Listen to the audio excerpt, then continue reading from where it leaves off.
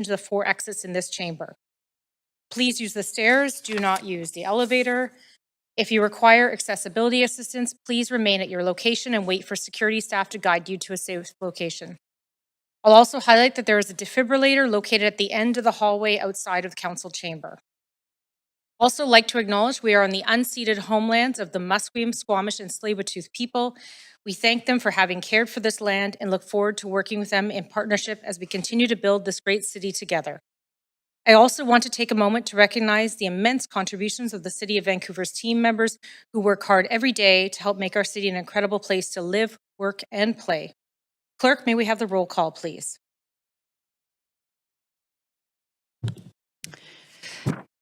Acting Mayor Dominato in the chair.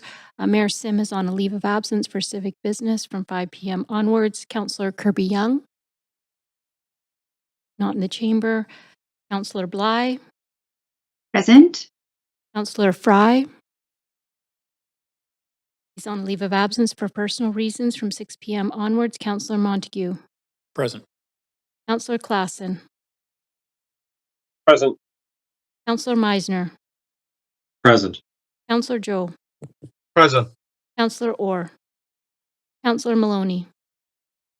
This meeting has quorum. Acting Mayor Dominato. Thank you, clerks. A couple of announcements before we proceed to our business.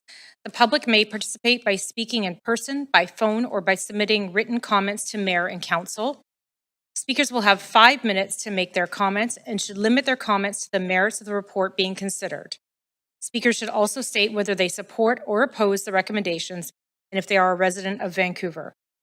Speakers representing 4 or more individuals or groups, including themselves, will have 8 minutes to speak. Each individual or group being represented must confirm their representation by introducing themselves, either in person or online. Individuals represented by another speaker cannot also speak independently. Speakers may only speak once and should follow along on X at Van City Clerk for updates on the progress of the meeting so they don't miss their turn to speak. Any comments on agenda items can be submitted in writing through our online Mayor and Council public hearing feedback web form. This link will also be posted on X. Any speakers who are pre-registered with presentations are reminded that the public live feed has a slight delay. To navigate through the slides of your presentation, please say next so that the clerk may advance your slides. I also want to note the City of Vancouver's long-standing commitment to equity, diversity, and inclusion, including utmost respect for all genders. I remind Council that when addressing speakers and staff, we will avoid using gendered honorifics and will instead refer to the person by first and last name, role, or title. A reminder that Council's role at a public hearing is to be a quasi-judicial body, which means Council is to only consider the merits of the rezoning application or heritage designation. Council members may ask clarifying questions from speakers, including the applicant, or technical advice from staff, but should save debate for after the close of the speakers list. After hearing from speakers, Council may approve the application in principle, approve the application in principle with amendments, refuse the application, or refer the application to staff for further consideration. Finally, if Council does not conclude hearing from all speakers this evening, we will recess and reconvene the meeting on Tuesday, June 24th, 2025 at 3 p.m. Before I proceed to our first item on the agenda, I do want to acknowledge that we do have a class here from Adler University. They're up in the gallery, accompanied by their instructor, Justin Goodrich, and they are undertaking their Masters of Public Policy course on public sector governance. And so I'd like to welcome them. I believe I got a chance to meet with them just before. We have students from Nigeria, from India, and from exotic Calgary. And I'm sorry if I missed your where you came from, but I just wanted to acknowledge that they are here to learn more about public sector governance. And so this is the perfect opportunity to learn about how we handle land use and rezonings in the City of Vancouver and in British Columbia. So welcome to all of you. We will now proceed with the first item on our agenda. Actually, I'm just going to note this one. It was on our agenda. CD1 text amendment 675 Pacific Street. This has been withdrawn from the agenda at the request of the applicant and is anticipated to come forward at a future date. So just a note for anyone following along online or in person. So our second item on the agenda is CD1 rezoning 469-483 East 10th Avenue. Can I just check with council, does anyone have a conflict of interest to disclose before we move on to this item? Hearing none, seeing none. The clerk will now read the application and summary of correspondence received to date. This is an application by Fastmark Acquisitions Corporation to rezone 469-483 East 10th Avenue from RT-5 Residential District to CD-1 Comprehensive Development District to permit the development of a 17-story residential building containing 138 rental units, with 20% of the residential floor area for below-market rental units, a floor space ratio of 5.5, and a height of 56.2 meters, or 184 feet, with additional height for rooftop amenity space are proposed. The General Manager of Planning, Urban Design, and Sustainability recommends approval, subject to the conditions set out in the summary and recommendation. The following correspondence has been received since referral to the public hearing: 11 pieces of correspondence in support, and 38 pieces of correspondence in opposition. This represents all correspondence received up to 5 p.m. today. Thank you, clerks. And this is the first call for speakers. Any speakers for this item who wish to speak to council, please call toll-free 1-833-353-8610, followed by the participant code 1061445# before the close of the speakers list. The phone number will be posted on X and made available on the live stream. There will be an opportunity for new speakers and missed speakers to be heard at the end of the registered speakers list. We now have staff from Planning, Urban Design, and Sustainability here to present the application. I understand you have roughly 11 slides for presentation. I got that right? We got the presentation loaded? Yeah, it looks like it. Welcome. It's not showing on the screen in Chambers. Okay, can we just make sure it is visible? Not showing up on.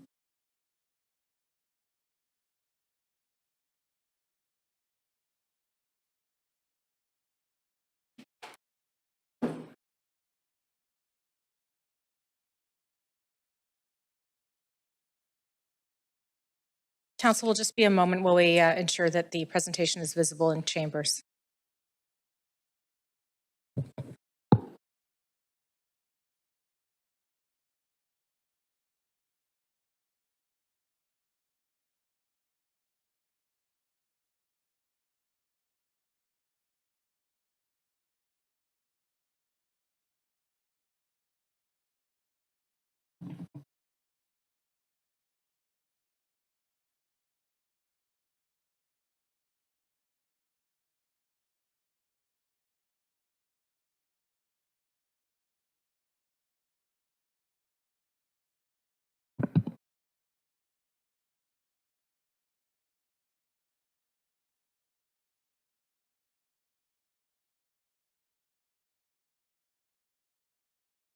Council, we're just going to take a 5-minute recess just to work out some technical difficulties. So 5 minutes. We'll be back at 6:18. Thanks.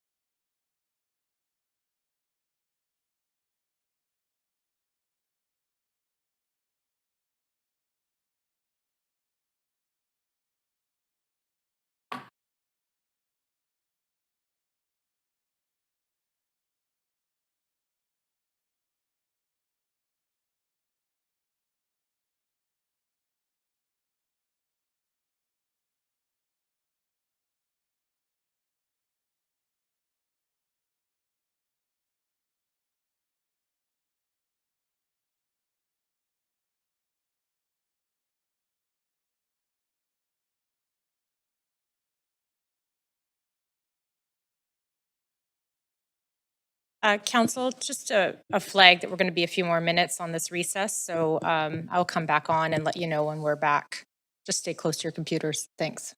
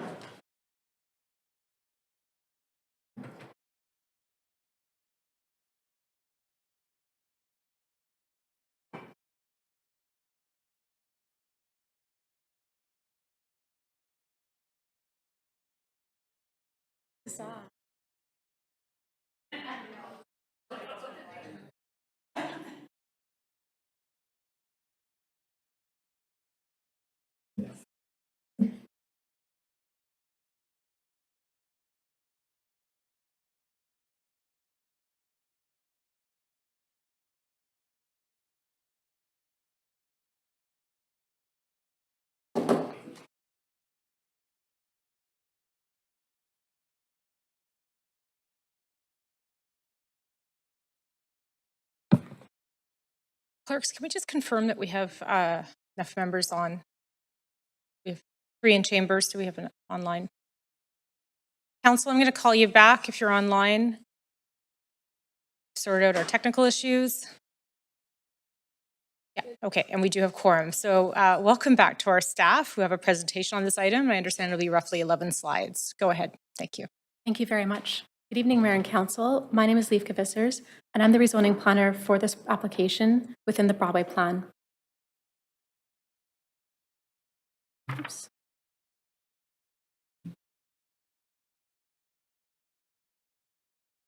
The site, indicated in red, is located mid-block on the north side of 10th Avenue between Guelph and St. George Streets.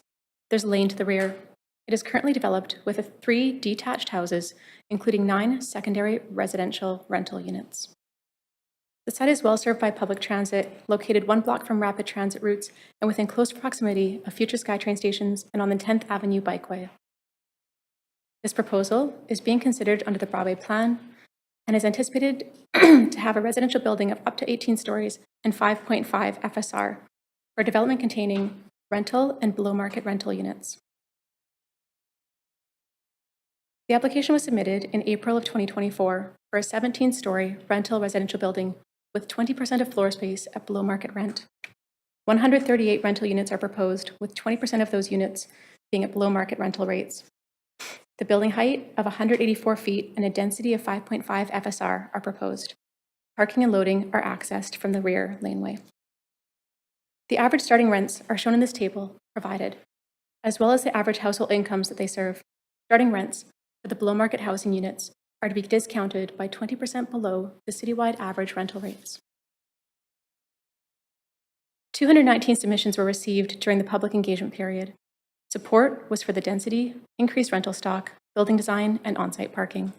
Concerns were related to the height, massing, tree retention, traffic, parking, and neighborhood character. With respect to the proposed height and density, both are in line with the plan. Landscape conditions ensure that tree retention and additional planting at the development site occur at the development permit stage. With respect to traffic and parking, the applicant is required to submit a TDM, or Transportation Demand Management Plan, at the time of DP. And with respect to neighborhood character, the proposal aligns with the former development envisioned under the plan. Along with 138 rental units, of which approximately 28 are to be below market units, the DCL contribution for this site is approximately $1.4 million. In conclusion, the proposal meets the Broadway Plan, and staff support this application subject to conditions in Appendix B. Staff and the applicant team are available to answer questions. Thank you. Thank you for the presentation. I'll also now invite the applicant to make a presentation if you wish.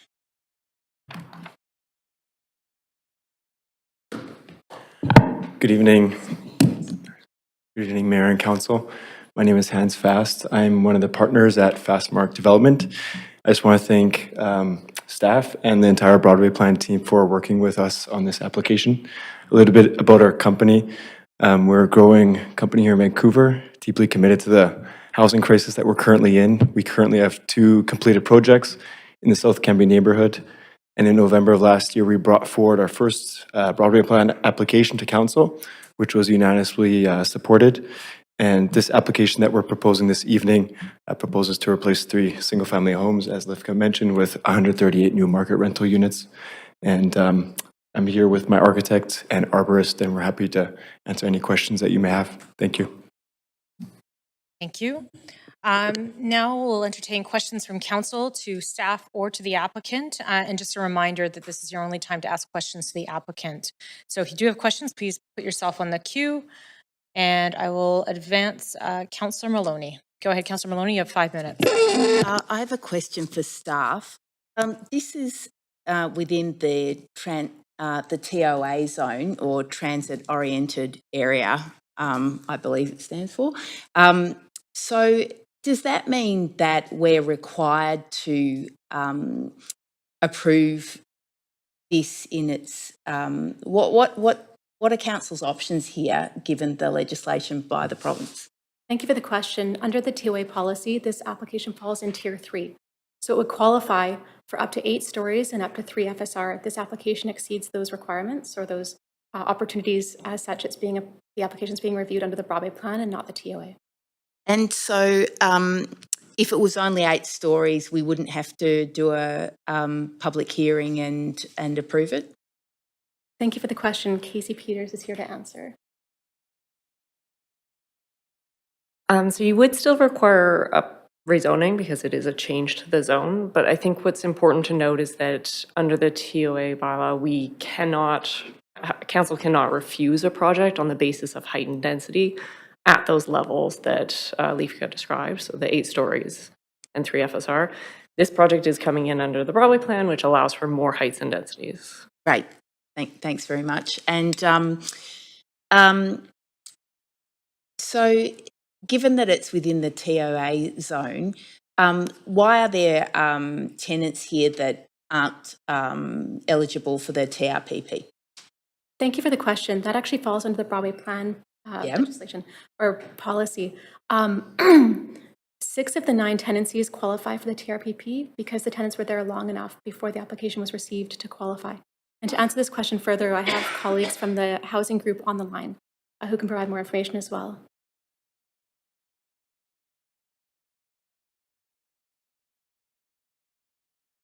Hello, Molly Blower from Housing. Thanks. Yes, as Leafka mentioned, in order to be eligible for the TRPP under the Broadway plan, which is the enhanced TRPP, all tenants residing in a rental unit for 1 year or more at the time of the rezoning permit application would be eligible for that compensation and assistance under the TRP.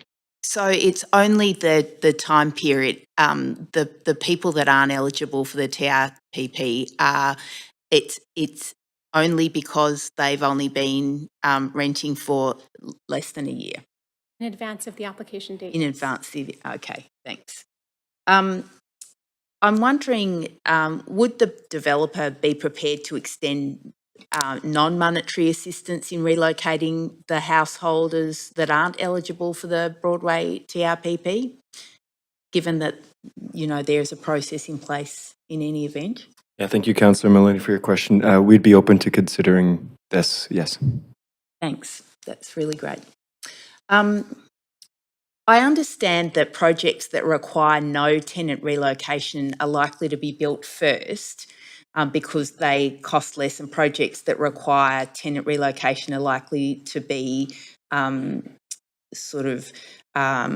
second in line if a developer has multiple projects because of the additional costs of relocation. Is there any potential for these tenants to relocate into, for there to be coordination with swing housing or coordinate with developers whose buildings are reaching completion?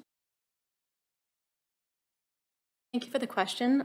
Staff don't engage with the developer on finding those alternate accommodations. Most developers do engage with tenant relocation specialists, but staff don't initiate swing space or that sort of opportunity. Thank you.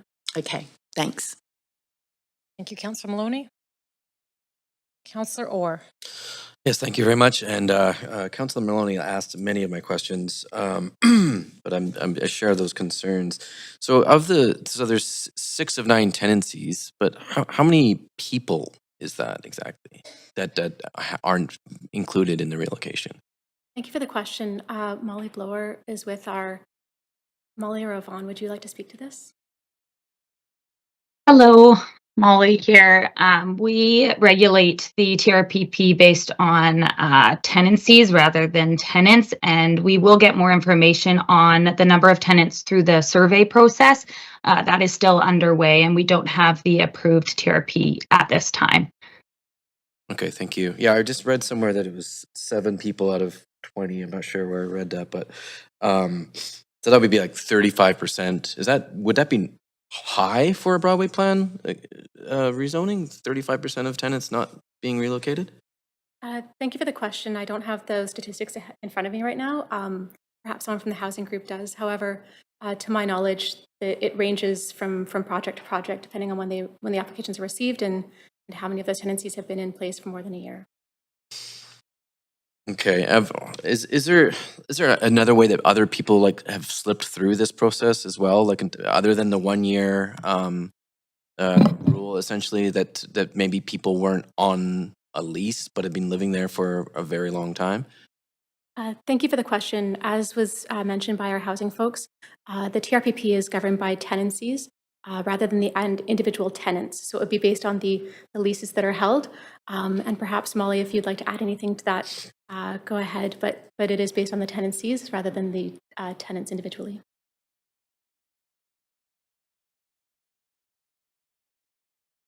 Do we have any further comments from staff? No.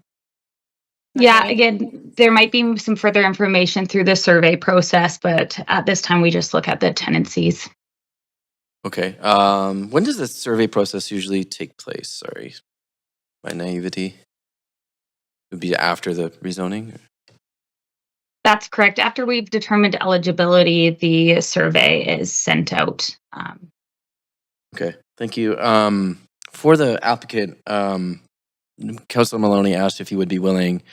What was the question? Actually don't remember the question. Non-monetary ways of helping these.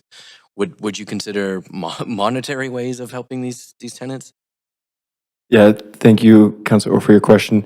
We began the tenant engagement process as early as we could when we started the rezoning application, and we would be open to considering that together with our tenant relocation coordinator.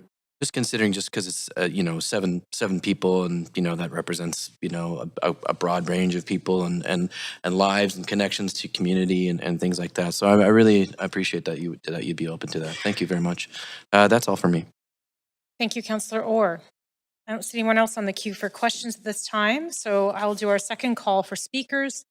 If there's any speakers for this item who wish to speak to council, please call toll-free 1-833-353-8610, followed by the participant code 106-1445# before the close of the speakers list. The phone number will be posted on X and made available on the live screen. We'll now hear from the public. Any registered speakers in the council chamber, please come forward to the podium when your name is called. A reminder, speakers will have 5 minutes to make their comments and should limit their comments to the merits of the report being considered. Clerk, do we have registered speakers on the line or in person to provide comments on this item? I do see we have quite a lengthy list. So we will start with this list. Do we have Stephen Bohus here? And what do we do in person? Welcome, Stephen. I have a presentation, so just I anticipated that. You have a presentation, so we'll just make sure that's up. And then you have 5 minutes for your presentation. Let's give you a minute. Thank you, councillors and chair, for this opportunity to speak. My name's Stephen Boas. I am a resident of Vancouver. I'm a renter, and I'm opposed to this project. I cycle along this route very often, including today to work, so I know the area quite well. And photo is of the context. Next slide. This rezoning site is actually from the 4 properties adjacent to this site. So there are 2 towers under consideration on this block, and that wasn't mentioned by staff. There are another 2 towers that have been previously approved on the block over, and you have to look at this in context. Next slide. Here is the streetscape again. You can see the rezoning sign in front of the site, and they are looking at 32 vehicle parking spaces in a Tier 3 tower for 138 units. Something doesn't add up. Next slide. Here is the rezoning sign, and I'll just mention that the site frontage is less than 150 feet. And I'll get back to that, but I will remind some of the councillors from last term that the original Broadway plan had a minimum 150-foot frontage to be eligible for a tower rezoning. And that was amended in the last minute by Councillor Kirby Young's motion. We'll get back to that. Next slide. Okay, this is a view of the block. The site is on the right, or on the left side, mid-block. And if you start putting a tower so close to the property line, you would have to really chop back these trees. So the trees may not survive an extreme pruning, and they would be imbalanced after chopping. So you'd have to chop branches off in a lot of places and the root ball. So there's no guarantee that these lovely trees would survive mid-block. Next slide. If we go back and look at a statement from the Mount Pleasant Community Use Plan Use, said on October 23rd, 2013, Vancouver City Council adopted the Mount Pleasant Community Plan Implementation Package. The package includes 4 key strategies to help Mount Pleasant evolve in a positive way over the next 30 years. That's what the community plan that was passed said. It was co-created with the community, with the Mount Pleasant Implementation Committee. Next slide.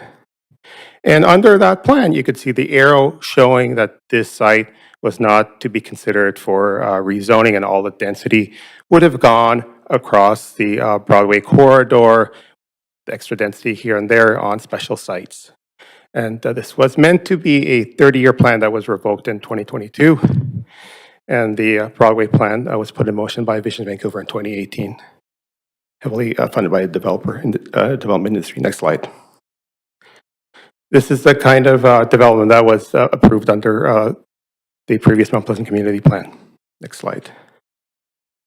You look at the Broadway plan here, you originally had 1 tower per block face, and you changed it to 2 with Broadway plan amendments last December.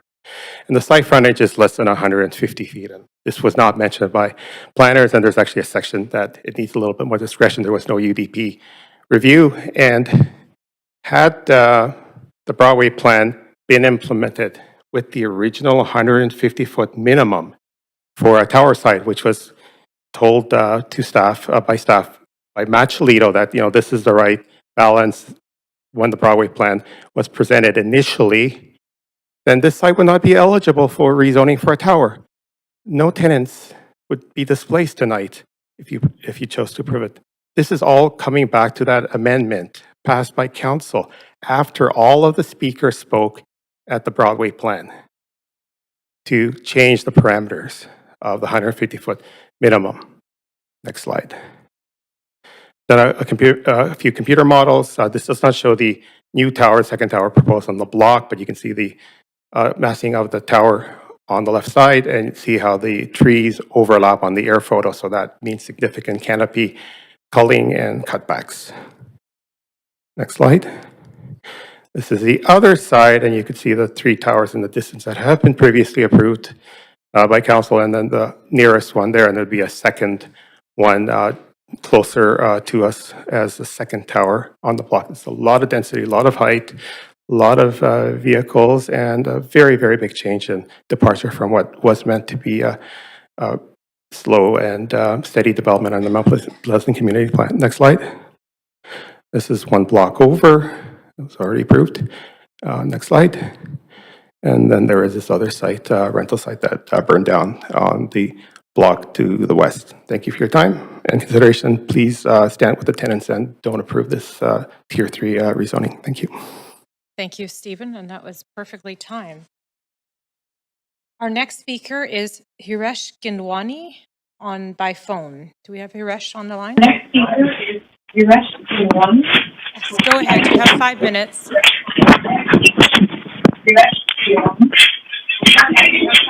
We just need you to turn your... Hello? Can you just turn your computer off?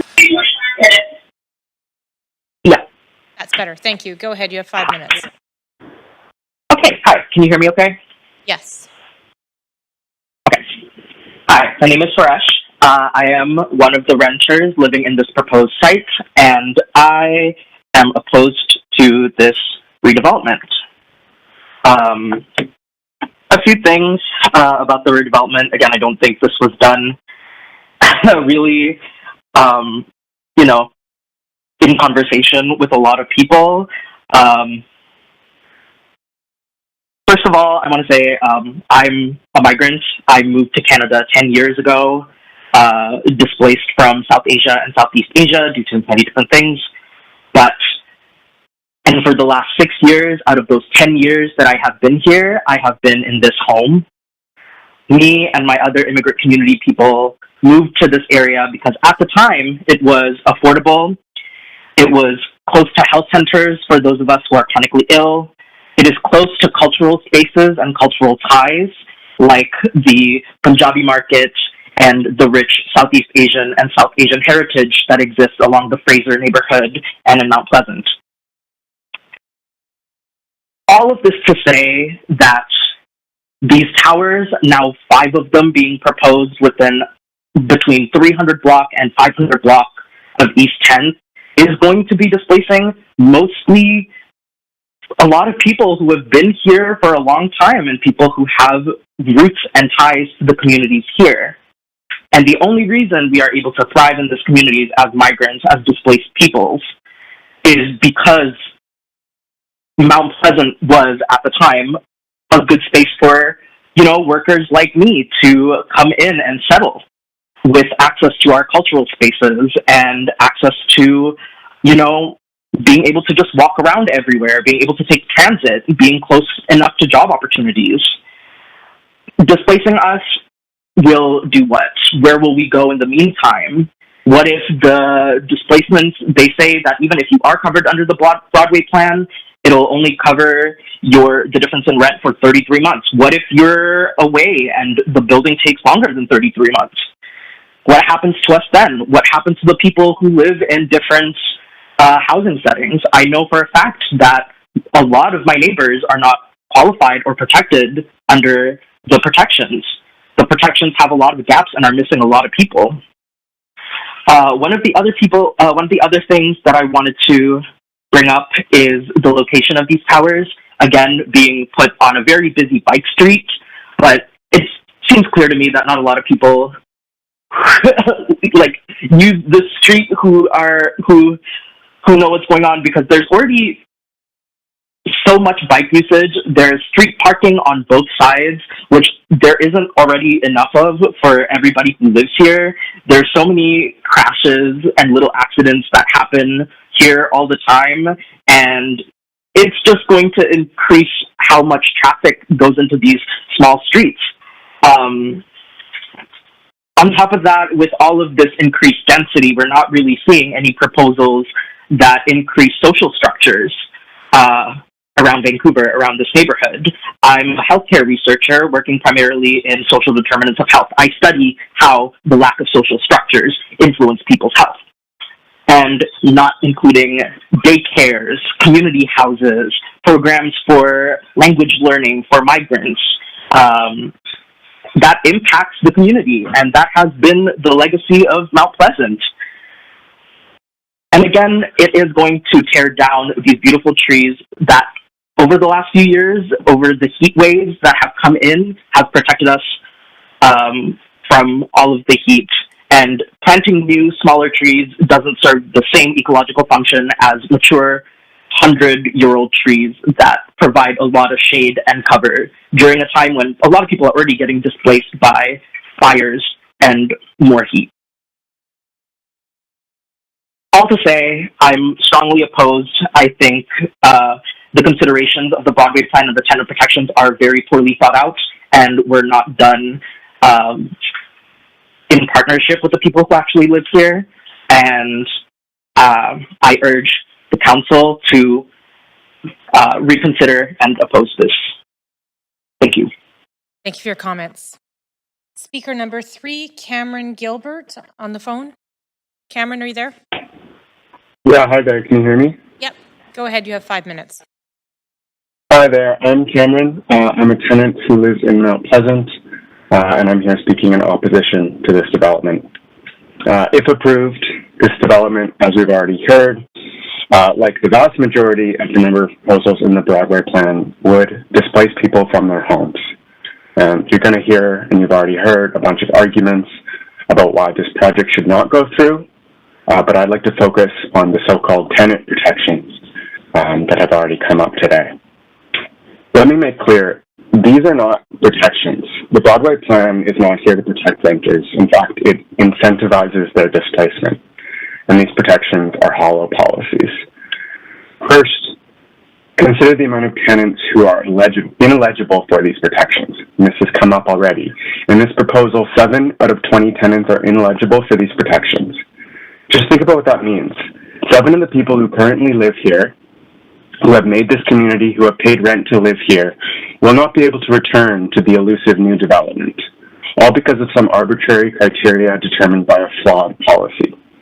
In many, if not most cases, these tenants who are ineligible will have to leave Vancouver. They will be displaced from the city because they will not be able to afford the current market rate of rentals. And this proposal is not alone in this regard. I encourage Council and everyone else to take a look at an article in the Taillis that was published recently that detailed the extensive amount of ineligibility for protections that we're finding in Broadway plan proposals. Second, we can talk about those renters who are supposedly protected. But there's no process to ensure that developers do not pressure tenants to leave before they are even in a position to claim these protections. And this is something we are seeing. Because all the housing being developed under the Broadway plan is being developed by for-profit landlords and developers, there's a huge incentive for landlords to avoid fulfilling these protections and compensating tenants what they are owed. So as a result, landlords are using shady maneuvers to vacate their buildings and lift financial burden. I'm a member of the Vancouver Tenants Union, and I've seen this firsthand. We've also seen this in the news. We hear reports of tenants being sent unofficial eviction notices, not using RTB documentation. Tenants are told to move out due to a caretaker or a family use reason, but sometimes it's the whole building who receives this kind of thing. Tenants are receiving lowball offers that they feel like they have to accept because of the power dynamic between their landlord and them. And there's a whole host of other scare and intimidation tactics we could talk about. Third, when we actually think about this compensation, there's no mechanism in place to guarantee that tenants are given it, even if they aren't forced out through the mechanisms I just described. There are no laws or legislation in place to ensure that renters receive Broadway plan protections. We hear talk of things like city denying permits to developers who do not demonstrate they're in compliance, but this process has no teeth, and it's being left in the hands of an overworked city staff, and it's being left in the hands of tenant relocation specialists quite often. This is a group who's hired by developers. If the developers aren't doing it themselves, they hire this ominous third party to do this work. And I have seen people who have had to fight tooth and nail to get the compensation that they are owed. So there are no guarantees that this compensation will be provided. But as a final point, I'd like to remind you that the things I've just said and many of the things we're talking about are just a discussion of a policy and the terms of displacement that the city has been willing to cast upon tenants. At its core, this development and the many developments like it are projects that will uproot people from their communities and force them to face a frightening rental market with the elusive promise of a new and often much smaller, much worse, to be frank, unit to move into. And this is only being offered to some, in this case, only just over half the tenants, potentially, if they're lucky.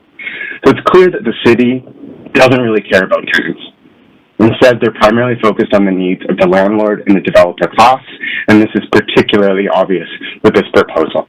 So please reject this, and maybe you'll take a step in a different direction today. Thank you. Thank you for calling in this evening. Our next speaker is Caitlin Millam on the phone. We have Caitlin? Hi, yes, hello, can you hear me? Yes, go ahead, Caitlin. Great, yes, hello, thank you so much for having me. I am also a tenant living in Vancouver. I live in Mount Pleasant, quite close to this proposed redevelopment. And I am also calling to oppose this redevelopment. As we know, the proposal is for a 17-story tower with 138 units, of which 20% are supposed to be below market rentals. Before I jump into sort of bulk of what I want to talk about, just want to first address this 20% below market rental, as it's come up a couple of times already tonight, and it concerns me that this is being sort of boasted as something good, but really when we're looking at what 20% below market is that doesn't necessarily mean that it is affordable, and for many people, of course, it's not.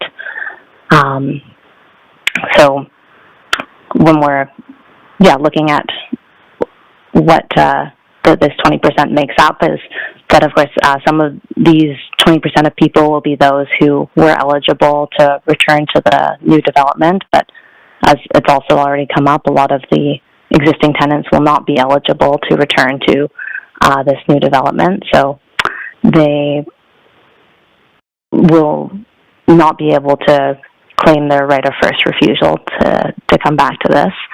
So really, the 20% below market wouldn't necessarily include those tenants, and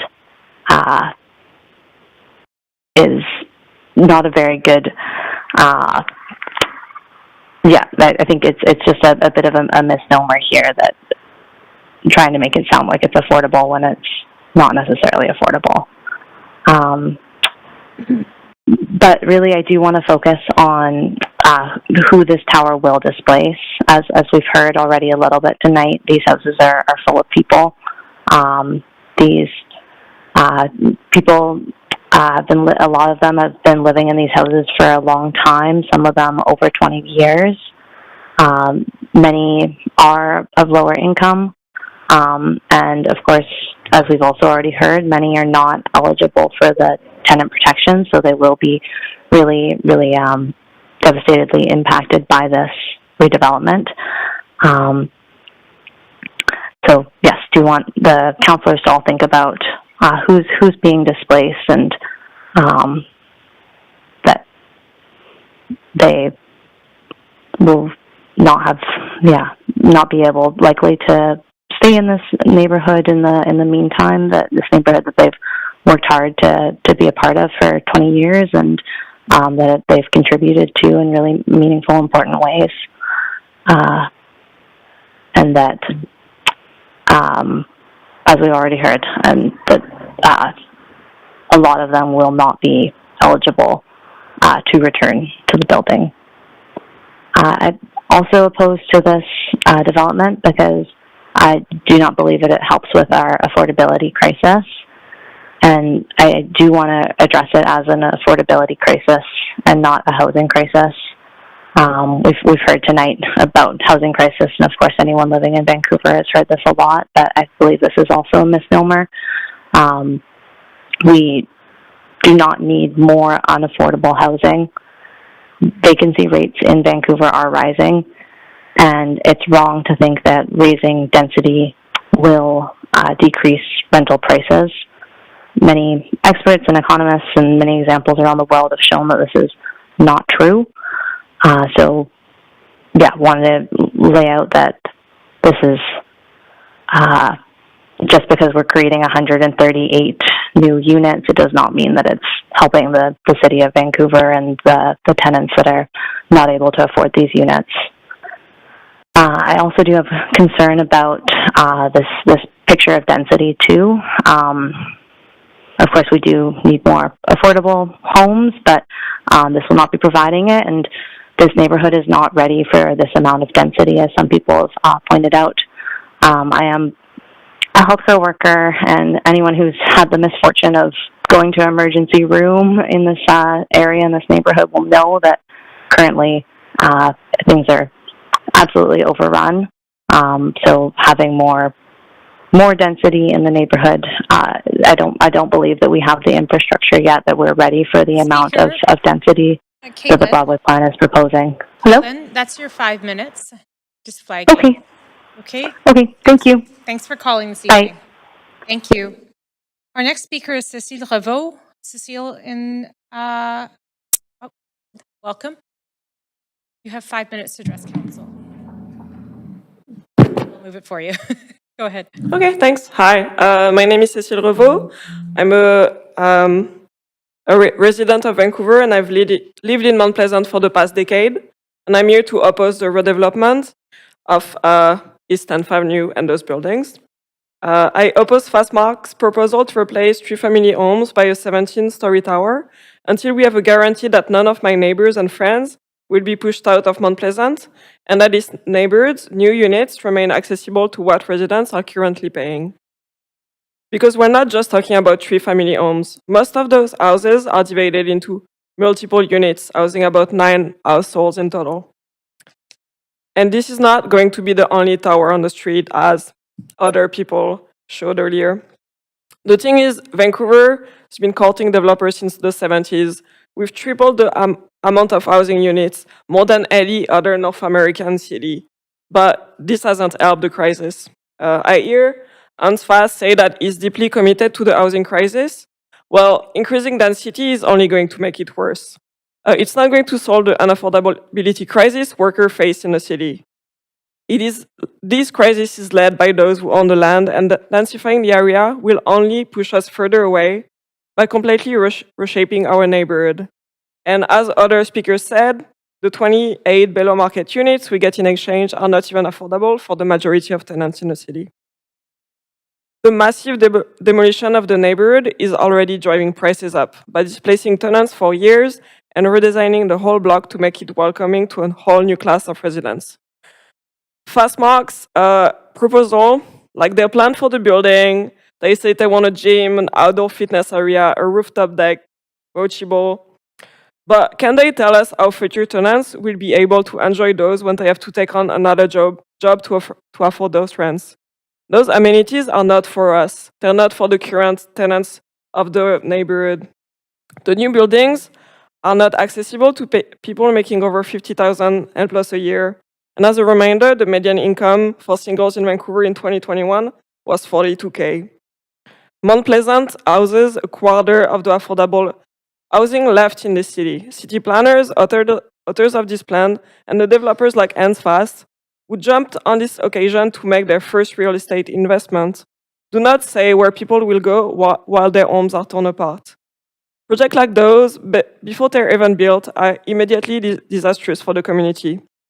Have you heard, like the last speaker said, some landlords are raising parking fees by $100.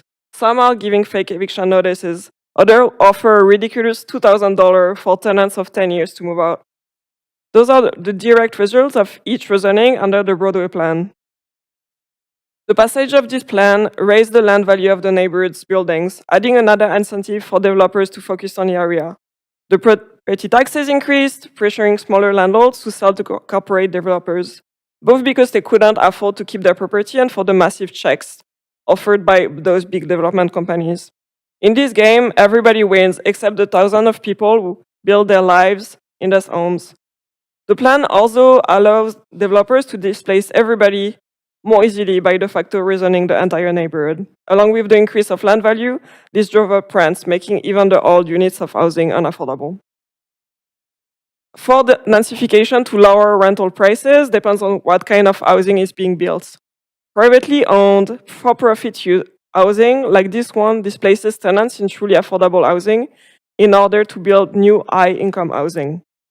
And there, I was reading the proposal yesterday, and there was this quote about the Broadway plan I found interesting.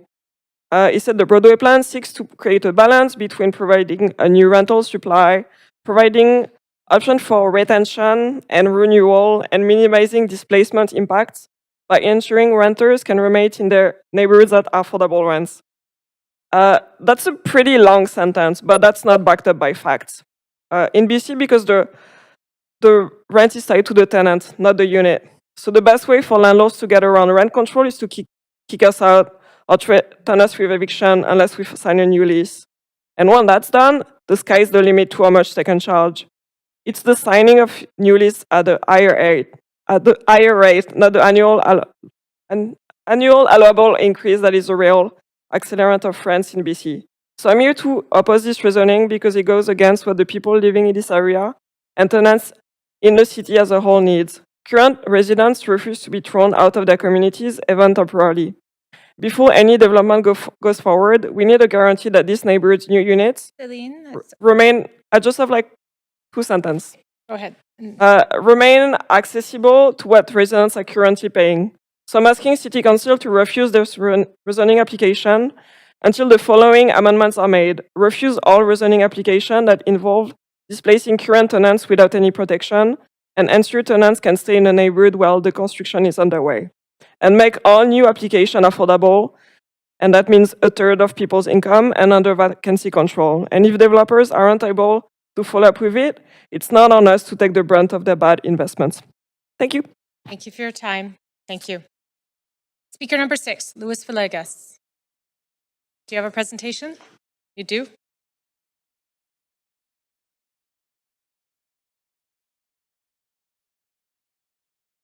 Clerks, did you get that? Sorry to be so difficult. I think that's the best we can do at this time. That's as good as we can go. Okay. Okay, that's good. Go ahead, Luis, you have 5 minutes. Yep. My name is Luis Villegas. I am a 40-year Vancouver resident with 40 years experience in urbanism, practicing in Canada and in the United States. Next slide, please. In Vancouver, I designed Chinatown Square and provided the concept plan for the Olympic Village. I am opposed to the tower and SkyTrain plan, a one-size-fits-all Broadway plan. The Broadway plan is giving away our city, selling it off to the highest bidder with no other goal in mind. Next slide, please. Every tower approved by this government perpetuates the housing crisis, destroying families, destroying neighborhoods, and destroying the Canadian middle class. Next slide, please. And here's the rub. As we've heard from other speakers, it is a fallacy that increasing the housing stock by adding density and height will deliver affordable homes. Condo towers are not in short supply in our city, where more than half stand empty or can be seen dark at night. Land is the commodity that is in short supply in Vancouver. Next. By giving away density to the development industry, government is inflating the price of land, known as land lift in the industry jargon. Land supporting 20 to 40 stories is worth a lot more than land delivering 1.5 to 3.5 stories. Once the price of land is inflated, it acts like a multiplier for every other cost on the project. Bigger buildings require more expensive structural systems, steel and concrete versus stick framing, fancier elevators, more expensive windows, and 2 levels of bike storage, but no parking. Government has waived that requirement because digging underground parkades reduces profits. Profits fluctuate with cost. Higher is better and less is more. Next slide, please. Condos in the red line are priced 3 times over the median household incomes, the dashed green line. These facts make a mockery of government's claim of providing 20% of tower product at 20% below market rate. As the chart indicates, 20% doesn't even go 1/3 of the way towards affordability. Next slide, please. What the Frankenstein Broadway plan is perpetuating is a housing crisis with no end in sight. Tower densities lift the cost of land, and everything else in the project goes right along with it. Next. We conclude government is intentionally creating land lift in order to maximize profit from overdevelopment. The neighborhoods be damned. Next. Whereas the right way to end the housing crisis would, 1, preserve the human scale of the neighborhoods, 2, build towers downtown, and 3, build access to land via fast and efficient transit. And no, the SkyTrain is not fast and efficient. Next, please. Clearly, this is not good urbanism. The ill effects of crowding can be reproduced under laboratory conditions. Experiments, next slide please. Experiments have shown crowding to trigger a behavioral sink, a pathological drop in social functioning. In populations of mice given abundant resources and food and water, but starved for space, aberrant behaviors set in. Aggression and violence, even within disintegrating family units, infants abandoned, sexual deviancy, withdrawal and isolation, and finally, a decline in population. Yet 20 years into the housing crisis, Vancouver's population is not declining, so did I get something wrong? We must factor in the unsustainable immigration policy, then pose the same question in a slightly different way. That returns Point a of more order. telling result. Vancouver's Councillor birth rate Young, is I have a point of declining. order. You'll have to pause, Lewis. I'm sorry? Point of order. Councillor I Kirby Young, think- go ahead. Can we please remind speakers to stick to the matter at hand? And I cannot see a correlation between sexual deviancy and providing housing. It feels like we are way off base. Well, Councillor, there is a time for you to ask questions after I'm done rather than interrupting me. Lagos, this is a point of order, and I'm asking the chair to Yes. rule on removing the The speakers. sexual just to have- deviancy is part of behavioral sync. It's a scientific result obtained in a laboratory. Lewis, Councillor Kirby Young, I've noted your point of order. So just, can I speak? For the record, Chair, if I might, just to finish my point, I just want to say I think it's very dangerous to attribute sexual deviancy to renters and people that are going to live in new housing. I'm And that is attributing it to laboratory mice. Maybe you should pay attention while I'm speaking. Okay, so Councillor Kirby Young noted your point of order. Lewis, I'll just caution you in your comments going forward. And thank you, Councillor Kirby Young, for flagging. Go ahead, Lewis. There's 10 seconds left. You have 10 seconds then. Thank you very much for this opportunity to speak. Thank you. Next speaker is James Lloyd. James, are you in person?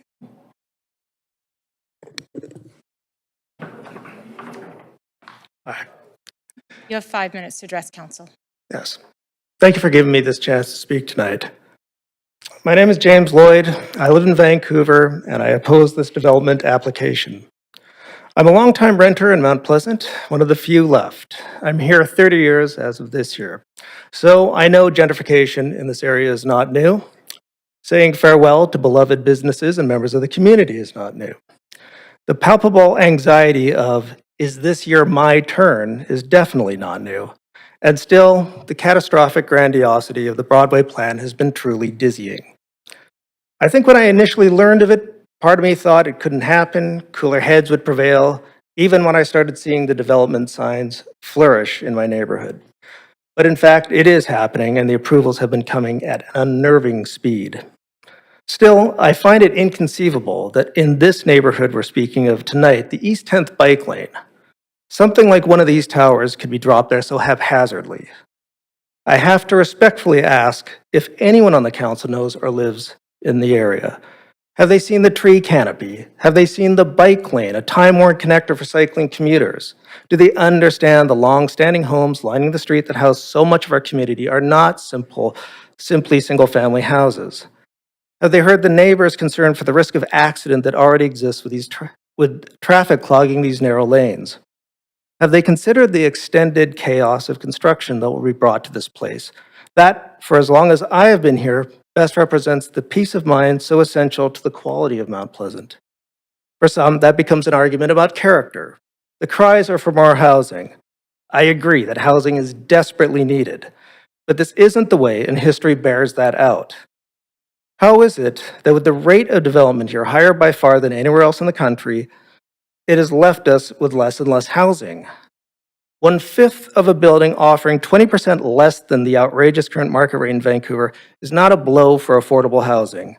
The surveys I've read all report that the current market rate here is 40% higher than the national average, with the average closet-sized two-bedroom going for about $3,500 per month.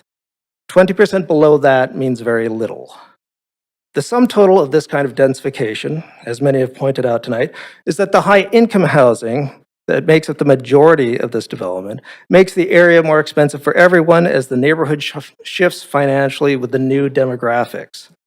The fabric of the community vanishes with the affordability, and the displaced are still left out in the cold. If the government was funding neighborhood-appropriate building, providing 100% affordable housing, emphasis on affordable, not below something, and it served the existing neighbors, or those new to the neighborhood, like our immigrant student population maybe, you would have my support. It might even start on the empty lot across the street where fire wiped out the homes of 70 tenants and the owner is now desperately trying to profit, but that's another matter. Instead, we are seeing long-term tenants here who have already secured affordable housing displaced for the sake of developer ambition. These are an investment to them, not a gift to us. They have no interest in this community. We do, the people who live here. And I can promise you, I've seen more help extended to my neighbors by people who have everything they own in a shopping cart on the street than I have developers. This is not about preserving character homes on a pretty street, but ensuring the true character of East 10th, moreover Mount Pleasant, survives.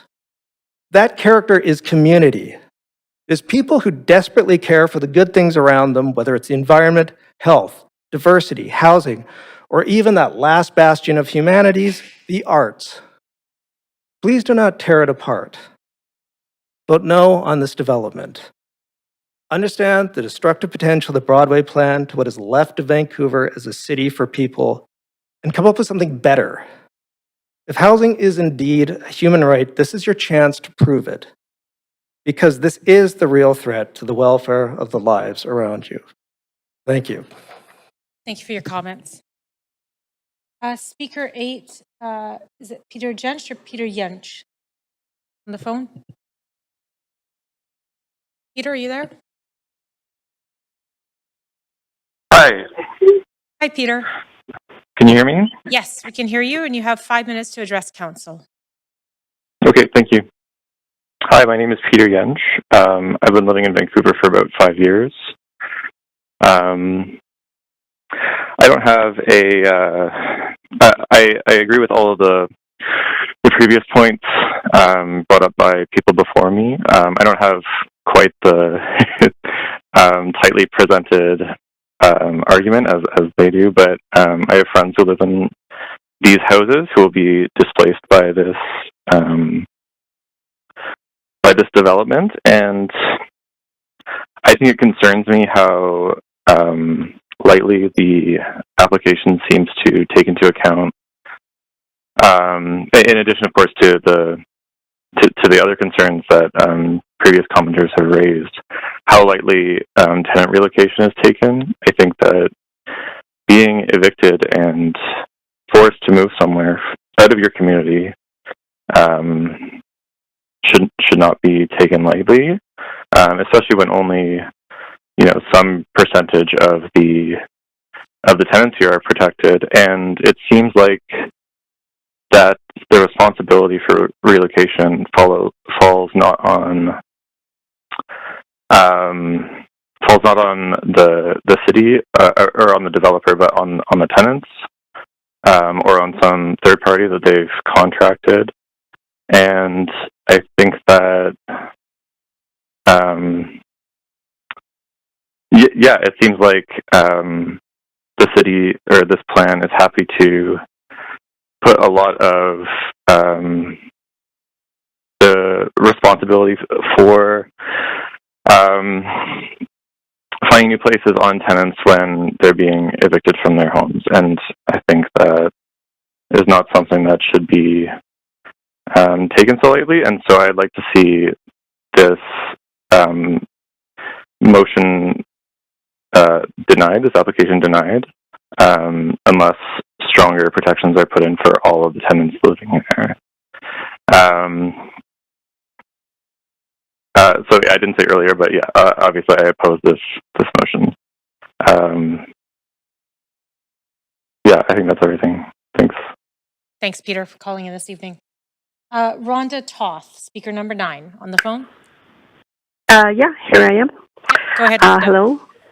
Yep. My name is Rhonda Toth, and thank you, first of all, for all the work that you are doing. I have lived in Mount Pleasant since 2011, and I've participated in the various iterations of the Broadway plan for several years. I've engaged with surveys, displays, walkabouts in order to learn, discuss, and inform the exciting opportunities to be brought forth by the planning, consultation, oversight, direction, and wisdom of the city and the residents together. I was excited for what was to come. While I was filling out surveys and examining plans in order to give thoughtful feedback, I, of course, now realize that there were many other meetings, surveys, displays, spreadsheets, and lunches taking place between the city and the commercial real estate development community as well. Of course, there was the money to come from. But as the years have gone by, I have seen the Broadway plan suffer death by the many paper cuts that the plan has endured over the years. And to be honest, the Broadway plan no longer feels like a plan to me. It feels like a free-for-all of greed that has lost any sense of vision. So today we're here to talk about my friends and colleagues who, under the direction and conditions of the Broadway plan, are facing eviction from their homes on the north side of 400 block of East 10th. I hope that you've had the occasion to take a walk along this little block with its canopy of mature trees, 2- and 3-story houses, along a quiet bicycle route. I recommend this as a nourishing break from your busy schedule. Get it while it's there. Here you may meet the people who have built a home, raised children, planted gardens, lived lives. This is family housing. This is a complex, functional, social fabric. These are people with children, they're students, they're working class people, they're professionals. They share front and backyards with other residents, living side by side, meeting in the green spaces that surround their homes in the shade of the 60-year-old trees that support vital ecosystems.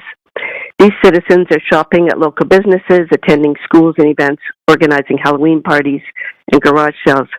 This complex, highly functional social fabric is what we call a neighborhood. I understand that more housing is needed. Of course I do. Everyone gets that. Densification, sure. No one is arguing against this. But why are high-rise towers the only solution that is being presented?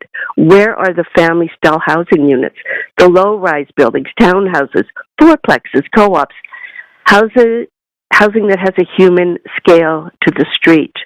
Where are the green zones and playgrounds and daycare centers? Where are the spaces for spontaneous interaction? The patch of ground to plant strawberries, the perfect spot to hang a hammock. Right now on the 400 block, they are in front yards, in backyard sun-filled gardens, on shaded sidewalks, where conversations can take place because the predominantly two-wheel traffic does not drown out the human voice or obscure eye contact. They're not fancy houses, but they're comfortable, and it's a community.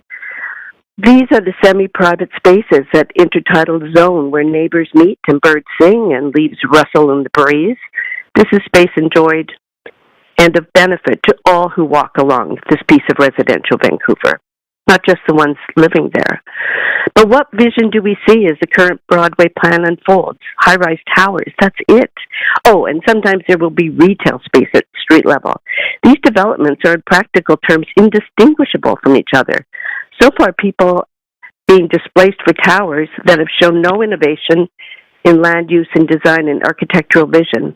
This is worker housing. It reminds me of Soviet-style cement blocks that my husband knew in Hungary, but with more glass. Neighborhoods that do not age well. There are better options that do not ghettoize neighborhoods or isolate citizens, ones that do not decimate view cone protections, and importantly, that do not depend on real estate corporations and investment funding to build for-profit housing, funding that has been known in the past to renege on building plans when market conditions do not meet their profit expectations, leaving people with their chosen rental accommodation demolished as they chase down developers for the so-called tenancy protection, should they be lucky enough to have qualified. The greed that dominates real estate in Vancouver has become at once shocking and sadly inevitable, and it's truly apoplectic. We are living in times of uncertainty, even fear. This is the time to show vision and creative options, a time for leaders to really support neighborhoods, to find solutions that are sustainable, healthy, accessible, and diverse. I ask you respectfully to demonstrate leadership and to support a long-term future Rhonda, that's your time. that is not Thank driven you for solely calling in by this evening. fast profit. Thank you, Rhonda. Thank you for your time. Next speaker, 10, Carrie Dawson. We have Carrie on the line? Yes. Hi. Can you hear me? Yes, Carrie, go ahead. You have 5 minutes. Okay. Thank you. I'm Carrie Dawson, and I'm opposed to this project. I've been a resident of East 10th Avenue for 22 years. My affordable home on East 10th allowed me to stay in this community and raise my daughter after my husband passed away. It gave us a safe and stable place to grow, a true home surrounded by people who care. I promised my husband I would give our daughter the best life possible, and this home helped me make that promise real. If this project is approved, it will displace us. I urge you to take the time to carefully consider the long-term impact that a high-rise tower would have on this street. Simply put, this is not an appropriate location for towers.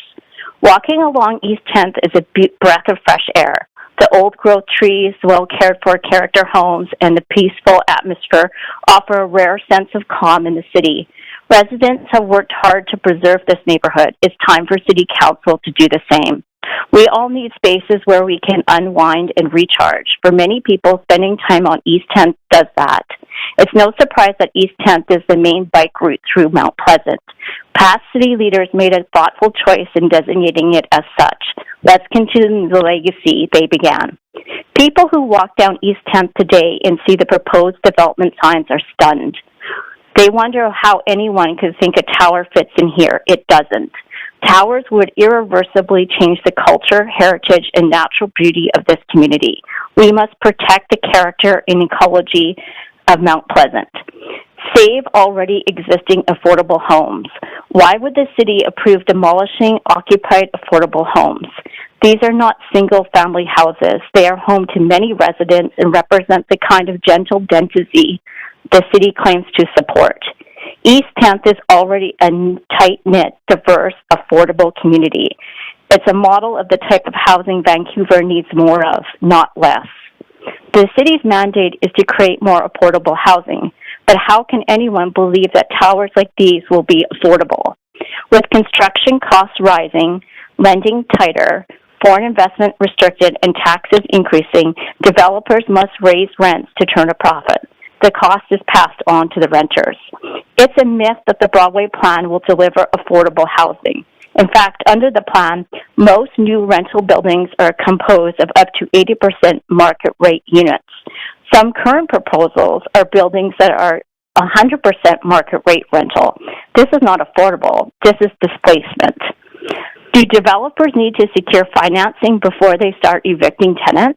We cannot afford to have livable, affordable homes sit empty for months or even years while developers wait for funding and resources to begin construction. We do not want another Little Mountain situation.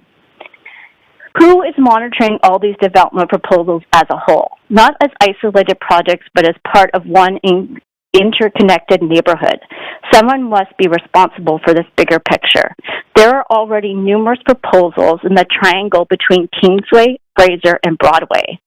Fraser and Broadway, Fraser and Kingsway, Kingsway and Carolina, 2 towers on Kingsway across from Robson Park, Kingsway and Prince Edward, Kingsway and 12, and 5 towers in a 4-block radius of East 10th.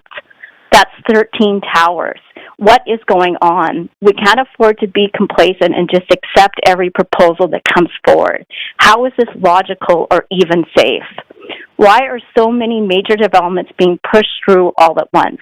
Has anyone considered whether the land in the Kingsway, Fraser, and Broadway triangle can even handle the scale of disruption this will bring? The ground will be heavily impacted by repeated drilling and pylon driving. They are risks to nearby homes and existing infrastructure.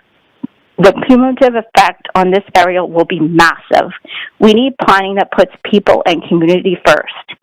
Please look at what happened in Kelowna during the construction of the UBC Tower downtown. That project caused significant damage to surrounding buildings. Nearby residents are still displaced and no one is taking responsibility. The project is now stalled and tied up in court. Is that what we want for Mount Pleasant? And what about the basic amenities needed to support such a sudden influx of residents?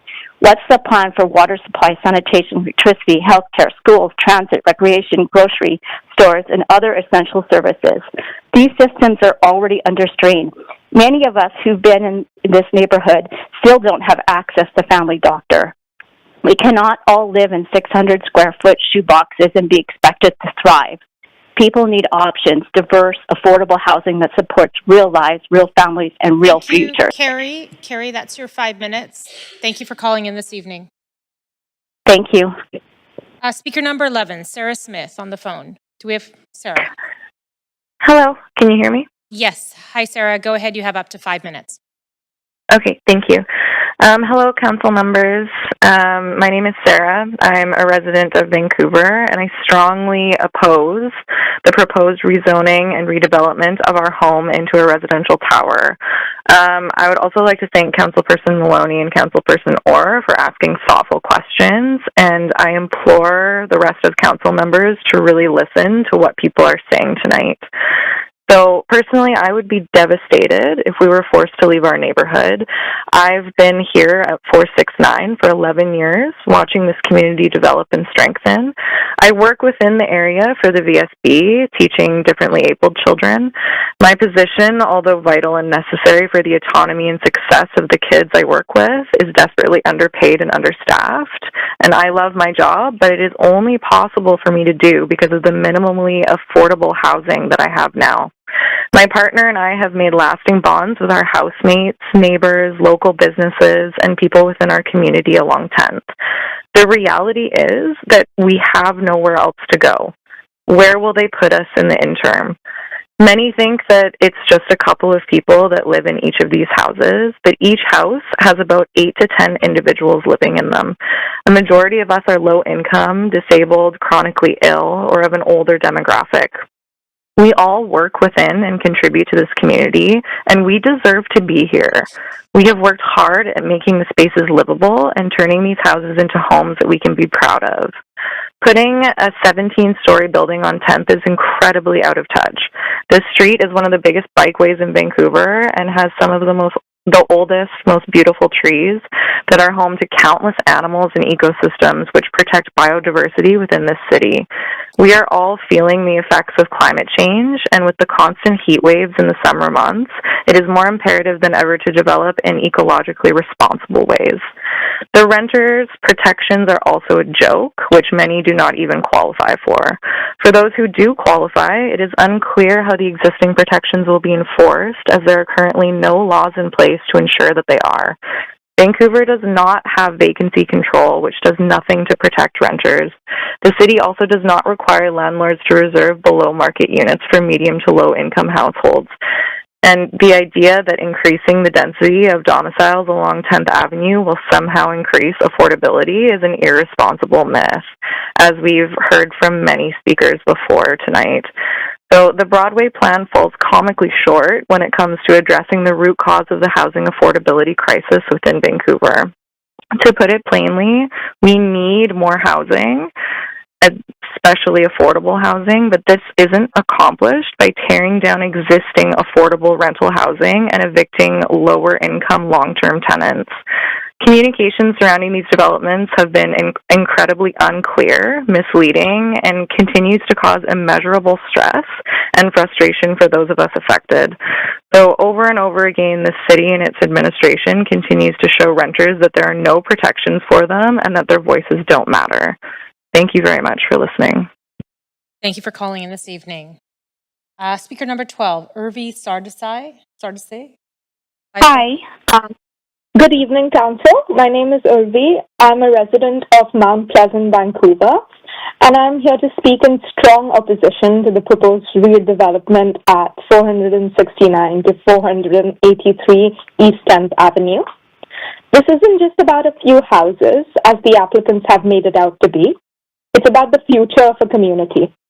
This block is home to long-term residents, working professionals, families, and people in shared housing who rely on the affordability of these homes to stay in Vancouver.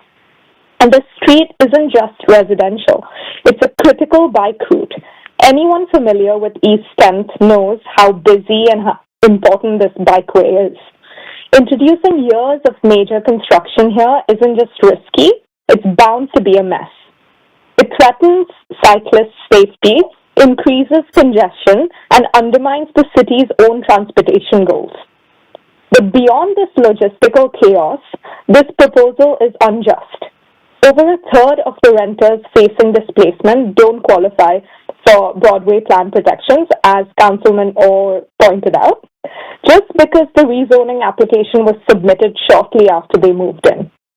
That timing loophole means people who have lived here for years, who've made this neighborhood their home, will be pushed out without support or any right to return. And what about the many tenants in shared homes? They're completely excluded from protection, even though they're among the most vulnerable to displacement. This isn't an oversight, it's a failure of policy. The people being left behind aren't statistics, they are our neighbors. They are people who've organized block parties, supported each other during hard times, and helped make Mount Pleasant the community it is. Their lives are deeply rooted here, and yet they're being treated as an afterthought in this process. If Council approves this application without demanding real, comprehensive tenant protections, they're sending a message that some people are disposable, that it's okay to shuffle them out quietly to make room for density that doesn't serve the people who already live here. Many of us are not against development as a concept. We're against this development because it's rushed, it's incomplete, and it sacrifices community, safety, and equity. It's a request to Council, please don't approve this application until the protections are in place for all tenants. Mount Pleasant deserves better. Our neighbors deserve better. Thank you for your time. Thank you for your comments this evening. Speaker number 13, Sydney Ball, by phone. Sydney? Hello? Hi. Sydney, you have up to 5 minutes to address Council. Go ahead. Hi there, my name is Sydney, and I am a renter in the Broadway plan, just a couple of blocks away from the proposed developments.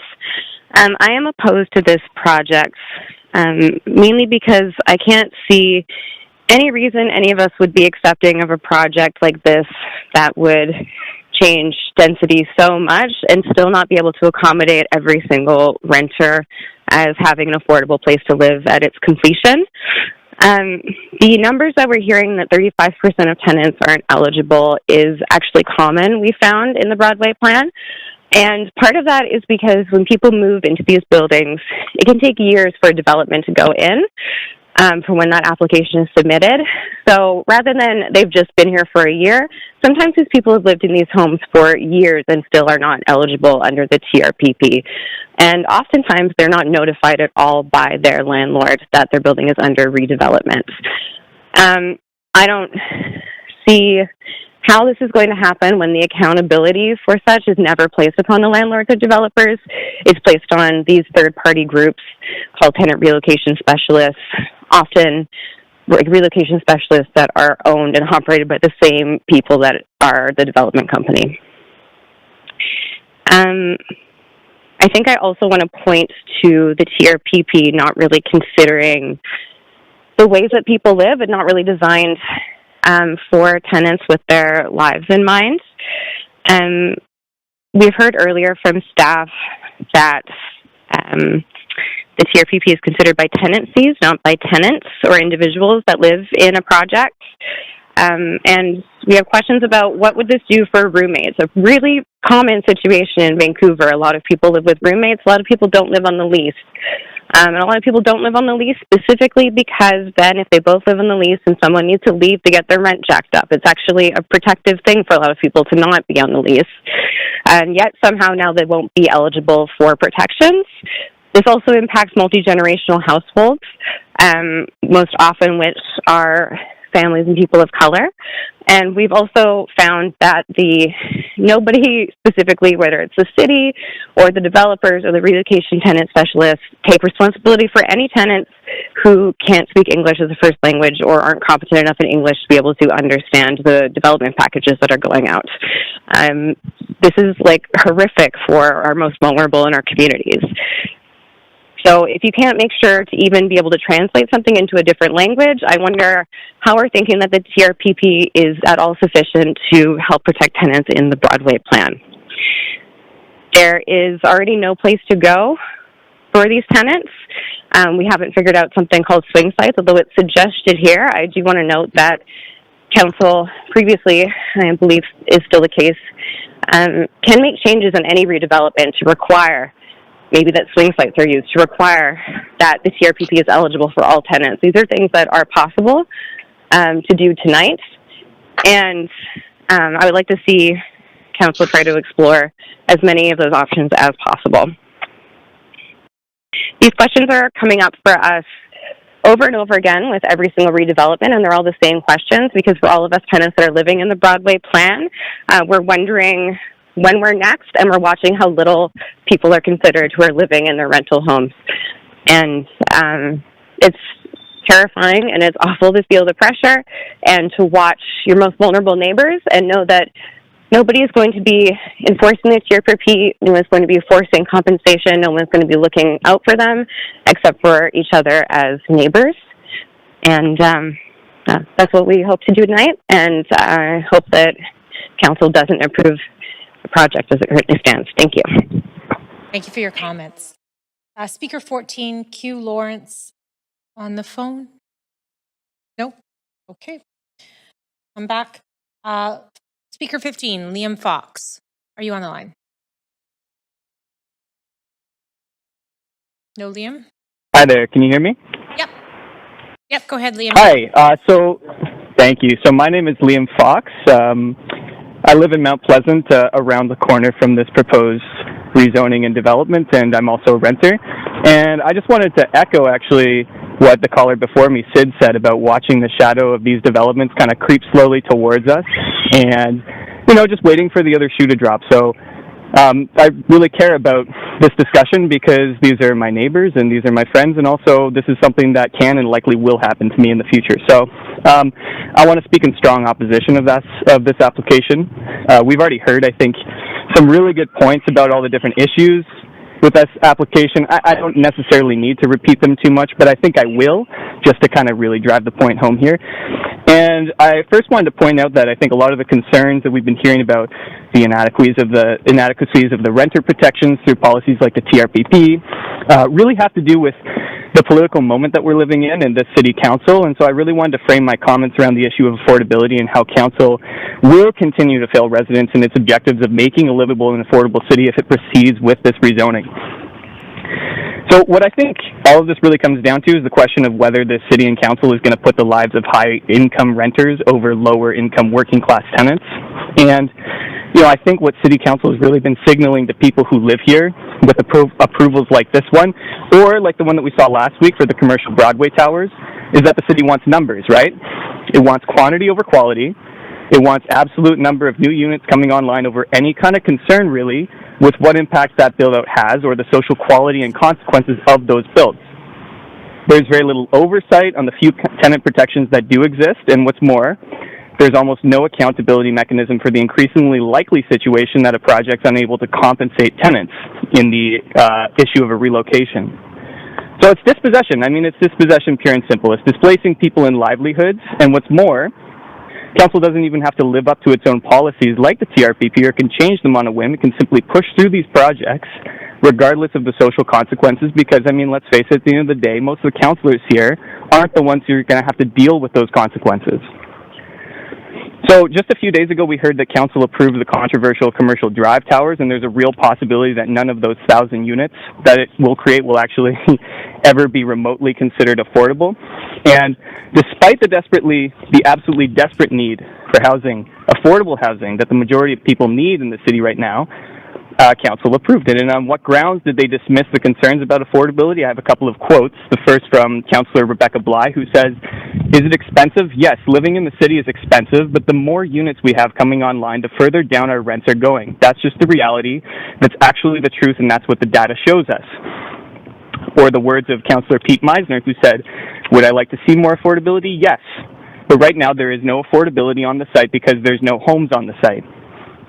So here is the deeply flawed logic that this council is proceeding with in these kinds of rezoning and development approvals, like the one we're talking about tonight. We're being told that the most important thing is just to get shovels in the ground and to build. And social consequences be damned. And if we get more units online, all will be well in Vancouver and it will become an affordable city again. So we know this isn't true. It's almost not even worth repeating this because it's so well demonstrated in the economic literature, but I'll just say it again. The point of a rental market is not to ensure the most number of people are housed for the lowest cost. The point of a rental market at its economic root is to extract income from tenants. If the financial plan for a building is to recover costs over, let's say, 20 years, but the market squeezes out more of those tenants in 10 years, then the result isn't cheaper rents. The result is just that landlords and developers get their profits sooner than forecasted.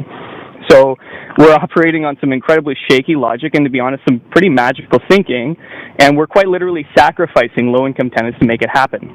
So I'm asking council to just, for once, do the right thing tonight, not only oppose this rezoning, but actually listen to not only the tenants, but also experts in public and social housing instead of developers and consultants, and actually try to understand and conceptualize this housing crisis as it's actually working, and especially in terms of the wide and long-lasting social consequences that you're potentially setting in motion by approving this rezoning. Thank you. Thanks, Liam, for your comments. And next speaker, 16, Damija, on the phone. Yes, hello, can you hear me? Yes. Okay, so I am a resident, a tenant in the neighborhood. I live a couple blocks away from the proposed development, and I'm opposed to the development. Very much echoing what has already been said by the previous speakers. I'm urging council to really think about the affordability end of this. If we really are wanting to support affordable housing in the area, why are we tearing down the housing that is already affordable? It's already been said that most of these homes that are proposed to be redeveloped aren't single-family homes and are in fact housing several tenants, often with more than one tenant per unit. So to not consider the actual number of tenants and just focus on tenancies is not an appropriate way of measuring how many folks will be displaced. And we've already heard that of those folks being displaced for this particular development, we have a significant amount who will not be covered by the tenants protection. Putting that aside for the moment, I want to focus on the affordability. So if 20% of these units are below market rate, and below market rate is just 80% of citywide average rent, that is still including, those 20% is still including the right of first refusal tenants, so it's actually less new units being created. Less than 20% of those will be new affordable units, especially because 80% of citywide average rent is still more than a third of the lower end of the income bracket that the city itself defines as moderate income. And for some of those, it's even more than half of their month's income. I don't see how having less than 20% of units still be more than half of someone's monthly income for the lower end of that income bracket could be seen as affordable. And this is, still considering that some of those folks that are being displaced are still not covered by the protection. While they may not have been living in their units for a full year before the application for rezoning went up, by the time that these developments do go ahead and these tenants are displaced, they may have lived in these units long enough to have qualified at that point. So they'll have been living and settled in these units for much longer by the time that they're displaced. And often they were not given the information about possible displacement by landlords, which I think points to what a lot of other folks have spoken to of just general predatory behavior by landlords that is just not being checked by the city in any way. So of the tenants that do qualify for these tenant protections, we've already heard before from many speakers, but I want to remind council, it can be pulling teeth getting these protections to actually come through.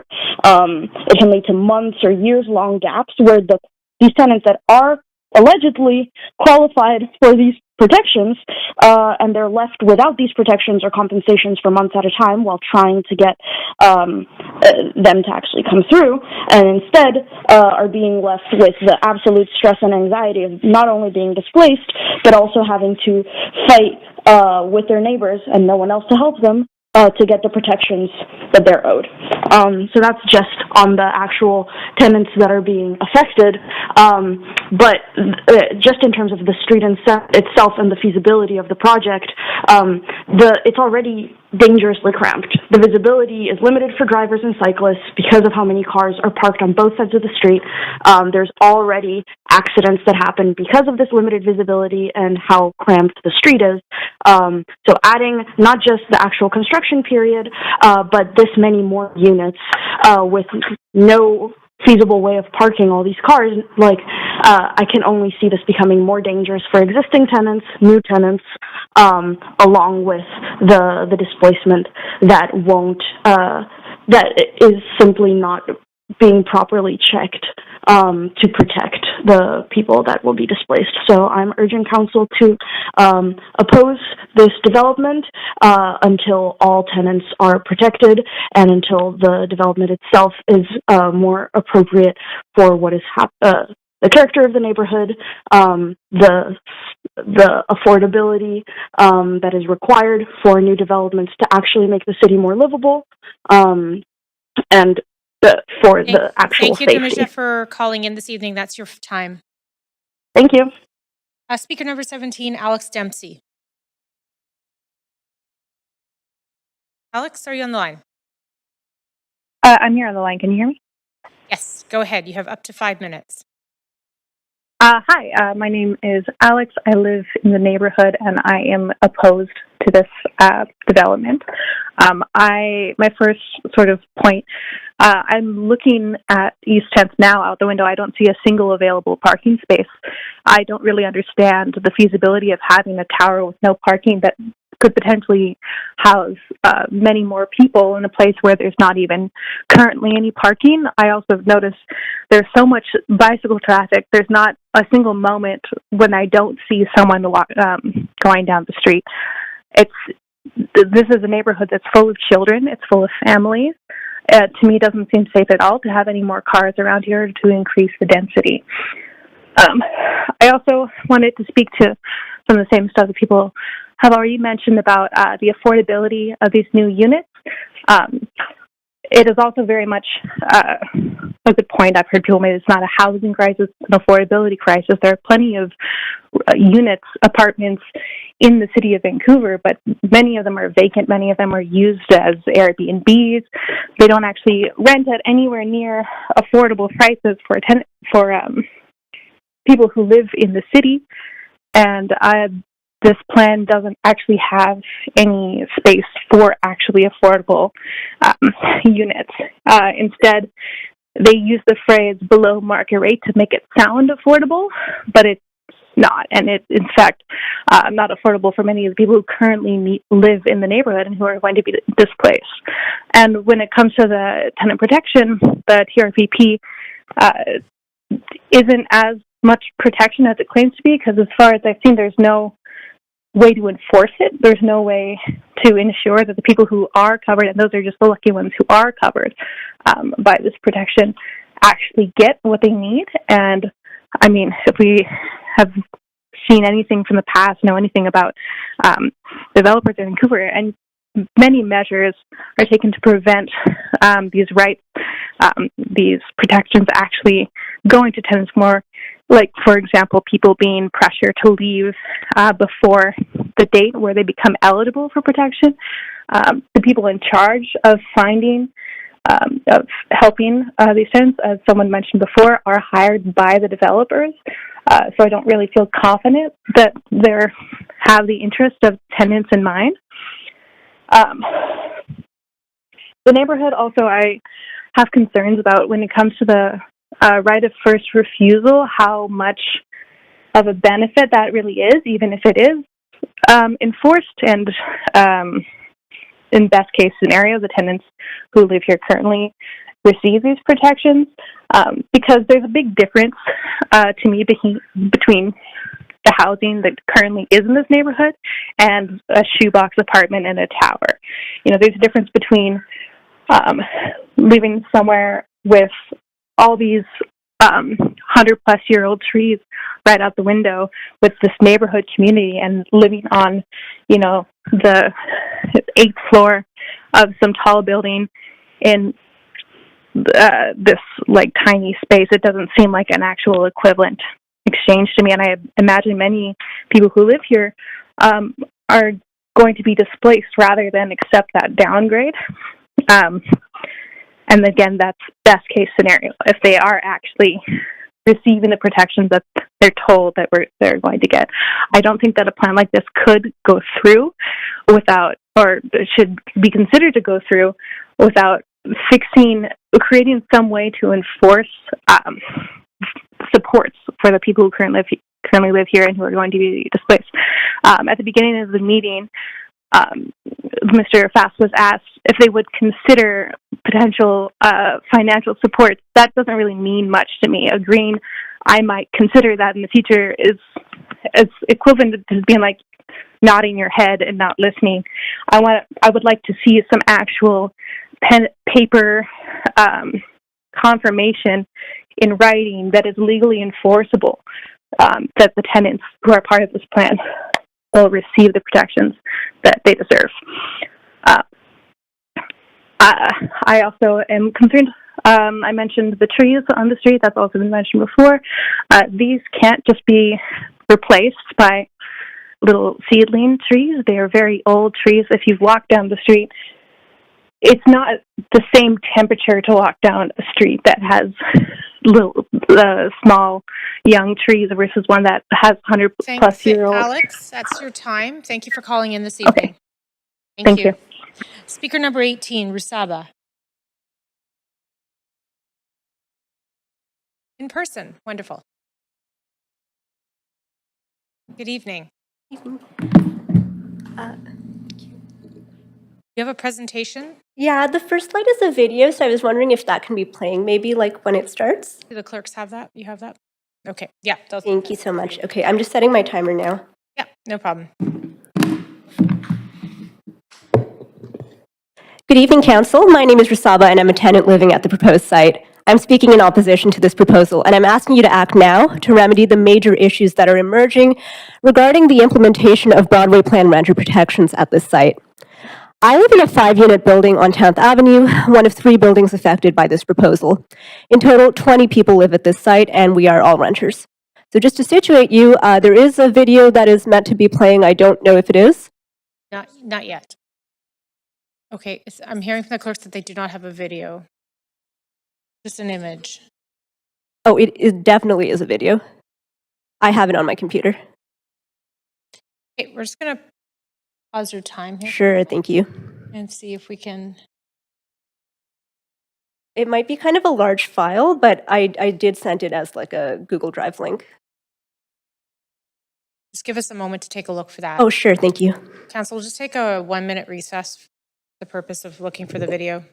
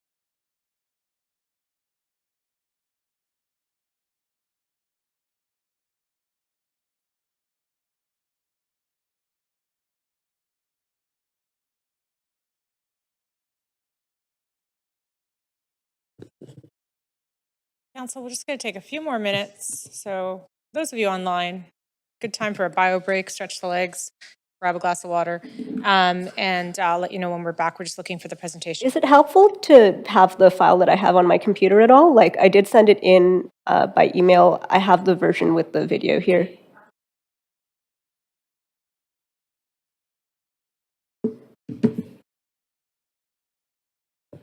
Like that?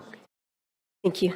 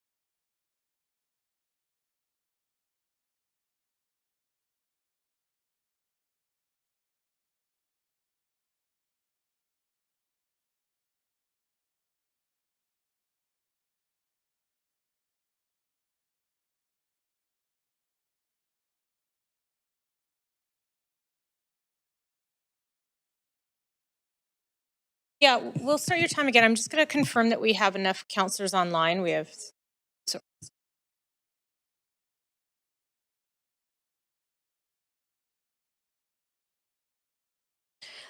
Just speakers, one moment. I'm just going to confirm that we have quorum. We do. And just the clerks have asked, is there sound on the video? No. Okay, perfect. Okay, so we're going to start again. You have up to Thank you so 5 much. minutes, and I'll let you start presenting, and then you let us know when you want the video played. It can start at the start. Yeah, thank you. Go ahead, clerks. Good evening, Council. My name is Rasava, and I'm a tenant living at the proposed site. I'm speaking to oppose this proposal, and I'm asking you to act now to remedy the major issues that are emerging regarding the implementation of Broadway Plan renter protections at this particular site. I live in a 5-unit building on 10th Avenue, one of 3 buildings affected by this proposal. In total, 20 people live at this site, and we are all renters. So just to situate you, the video that's playing is the view of the 10th Avenue bikeway as seen from our homes. I moved to this building in 2023 after getting dem-evicted from somewhere else. However, I lived just around the corner on Broadway on the same block for a long time, and I've spent most of my adult life so far within about a 100-meter radius of my current place. So I feel very rooted in this part of the neighborhood, and East Vancouver is my one and only home. When I moved in 2023, I had the goal of staying in the neighborhood where I've built my life. This rezoning application came in about 6 months later, which means that unfortunately I am not eligible for any of the tenant protections outlined in the TRPP due to the 1-year minimum for eligibility. I'm guessing that I'll have lived here for 3 or more years by the time a development could even start here, but as you know, there are so many cases where it takes a lot longer, especially in this economy. Next slide, please. From talking to my neighbors, I've learned that 7 out of the 20 renters here are in my situation, so that's 35% of the people who would be displaced for this project. These are people who will have lived here for years but can be asked to leave with no support finding a new place, no TRPP compensation or rent top-up, and no right to return once we're gone. There are also 6 people in a shared house next door counted as 1 unit for the purposes of the TRPP. The city collects information on the number of units that are being displaced, not the number of people who are being displaced. And that presents its own issues, but I will let them speak to that. Some say, next slide, please. Some would say that this is a situation that sucks for these 7 people, but it is a cost that has to be paid to create more housing for everyone, which does really obviously abstract the problem for those of us who are being pushed out of our only homes. But it is not just about the 7 of us. A block away from me at another Broadway Plan development, 551 East 10th, 3 out of the 9 rental units affected are TRPP ineligible, which is a third of the units. That is significantly higher than the 16% TRPP ineligibility rate that the Tyee recently found for recently approved rezonings back in March. So why is the number so much higher on my street? I noticed that while most of their examples in their research looked at low-rise apartment buildings, the rental housing on my street is multi-unit conversion dwellings and shared houses, and that raises some questions for me. Are rates of TRPP ineligibility significantly higher in a certain type of rental housing, such as that which is affected by this proposal? And if so, why? I have a hunch that it might have to do with how I got to be here in the first place, having been dem-evicted and trying to find a place I could afford amidst a ton of active redevelopments.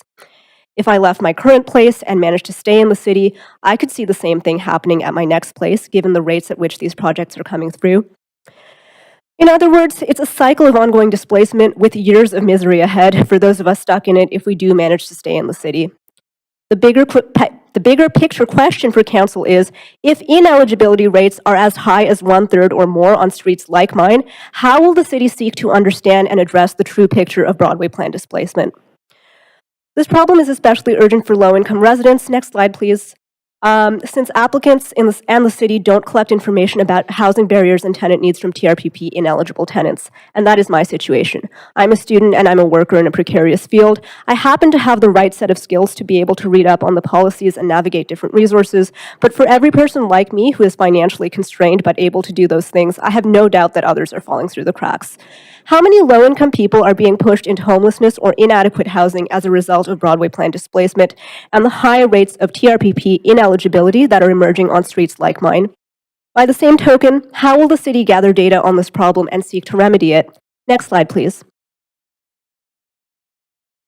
While the city has its next review of TRPP implementation coming up in 2026, that might well be too late for me and my neighbors, especially for those of us facing the possibility of uprooting our lives and moving away if a rezoning were to pass under the current eligibility rules.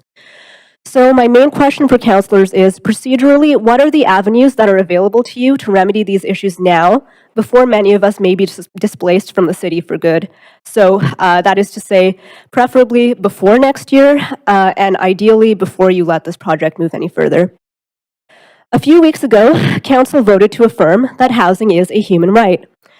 I hope you can work to make that promise a reality today with actually a concrete plan set in writing to address the alarming picture of displacement that is emerging for me and my neighbors on 10th Avenue. Thank you so much for your time. Thank you. Thank you for your presentation. Well timed. Speaker number 19, Yuri. On the phone. Hi, yes. Can you hear me? Yes, I can. Go ahead, please. Okay, just confirming. I'm Yuri Gnu. I live here in Vancouver, close to the proximity where the rezoning is going to be taking place. I've been living here for quite a few years now. I've moved in. I've immigrated from Brazil to here. I come from São Paulo, which is a city that has a very similar problem when it comes to housing crisis, and also a very similar, quote, solution that they're trying to implement, as in just building more towers and hoping that that somehow is going to fix it. Well, it doesn't work there in the same way that it doesn't work here. It's not something that I should be needing to say here, as many of the other people who had already said, because it's been the case for years. The only reason why those buildings get built is following a logic of supply and demand, right? You're going to build more houses, therefore you're going to have more spaces, more rent, more rental, and you're going to make the market price go down, and everyone is happy following that. That's never been the case for years. In fact, during COVID, the number of available units in Vancouver went high, and opposite of what that would suggest, the rent also went high in way above suggested price. So it's already a theory that is disproven by itself by history. You just need to look back and understand this. And even if we are to ignore all of these parts and look at this building as just an individual thing, which is not, since it's been pointed out, there's way more buildings in the same block being built and way others being planned. So it's just a matter of time before everything becomes a building, and I guess the next solution would be to destroy them and build even higher ones until this supposed crisis is fixed. When the proposal says that it's a new building that is going to have 20% of units below market price not meaning affordable, since market price is as high as it is right now, I find it hard to believe that you can make that assessment without taking in consideration that houses are being destroyed to do this. So you can't just say that you're giving 20% of below market price houses being constructed if in a dreamland you were to actually relocate the 20 people who are going to lose their houses. When this is constructed, that would mean that 20 of those available units would have tenants already, right? By the price that they have already, they still pay on their affordable houses right now. They're about to be destroyed. That means that you have about 6 to 8 units actually available below market price. That's 5% of the units that you actually propose. So it's infamous and very fucking small number to consider. I apologize for the cursing, but it's a shame to consider that as a solution, when clearly is the same thing that has been done time and time again, and it hasn't offered an ounce of relief when it comes to market price, when it comes to rental, when it comes to helping people who actually need those houses. Houses don't work like bananas or any other type of market. You can't just say that you're going to build more and more, and because there's more available, now the price is going to go down. We know that the people who own this type of houses don't need them to be rented immediately. So if they need to hold the place empty for a year to rent for a higher price, they will do so because that's more profitable. That's part of the problem with housing for profit. We know that to be a fact. It's not just a theory. It's not imagined that that's how it's going to work and that's how things are going to be solved. So it's difficult to take at face value when Mr. Fast said that he's going to consider to actually help these people. It's, for Christ's sake, it's 7 people that we're talking about here. 7 that are not covered by the TRPP. That's not a huge number. To propose this building as this pathway to solve the crisis in Vancouver when 7 people are being thrown out to the streets. That's my time. Thank you for your time. Appreciate Thank you very the passion, much. but that's your 5 minutes. Just before we keep on going with speakers, just a note to callers on the line, just to estimate for your timing, you should stay on the line for at least another hour because of the number of speakers we have, and I'm just flagging that for council as well. Speaker number 20, Autumn Dickinson. Hi, can y'all hear me? Yes, we can. Go ahead. Great. My name is Autumn. I'm a renter. I live in Mount Pleasant. I ride my bike down East 10th, and I oppose this redevelopment. We've talked about the tree canopy, and I want to make it abundantly clear that tree canopy makes the difference between cycling and not cycling on East 10th. I've lived in Mount Pleasant for 15 years, and I have seen climate change drive up the temperatures in the summer. We have more days with 25, 30-degree weather. The shade that you get from the trees on East 10th makes it possible to ride my bike. With immature trees, like what's going to come in with this application, it's going to be a scorcher. Cycling is an important part of the city's active transportation strategy. It keeps residents happy and healthy and counteracts climate change. I'd also like to mention that we've heard from Haresh, James, and other people that there's going to be a lot more traffic collisions, increasing what's already there. I'm really disappointed that the referral report does not evaluate the effect of this development on cycling. That's an unacceptable omission, and I call on council to send this report back to staff and direct them to ensure that East 10th remains safe and shaded for cyclists. That's my first point. My second point is about the gaps in enforcement in the TRPP. We've already heard that there's a lot of people who won't be covered by the TRPP at all, and the people who are covered don't feel like it's going to be effective. One of the reasons why people feel that way is that there is no enforcement mechanism to ensure that tenants actually get the money that they are owed.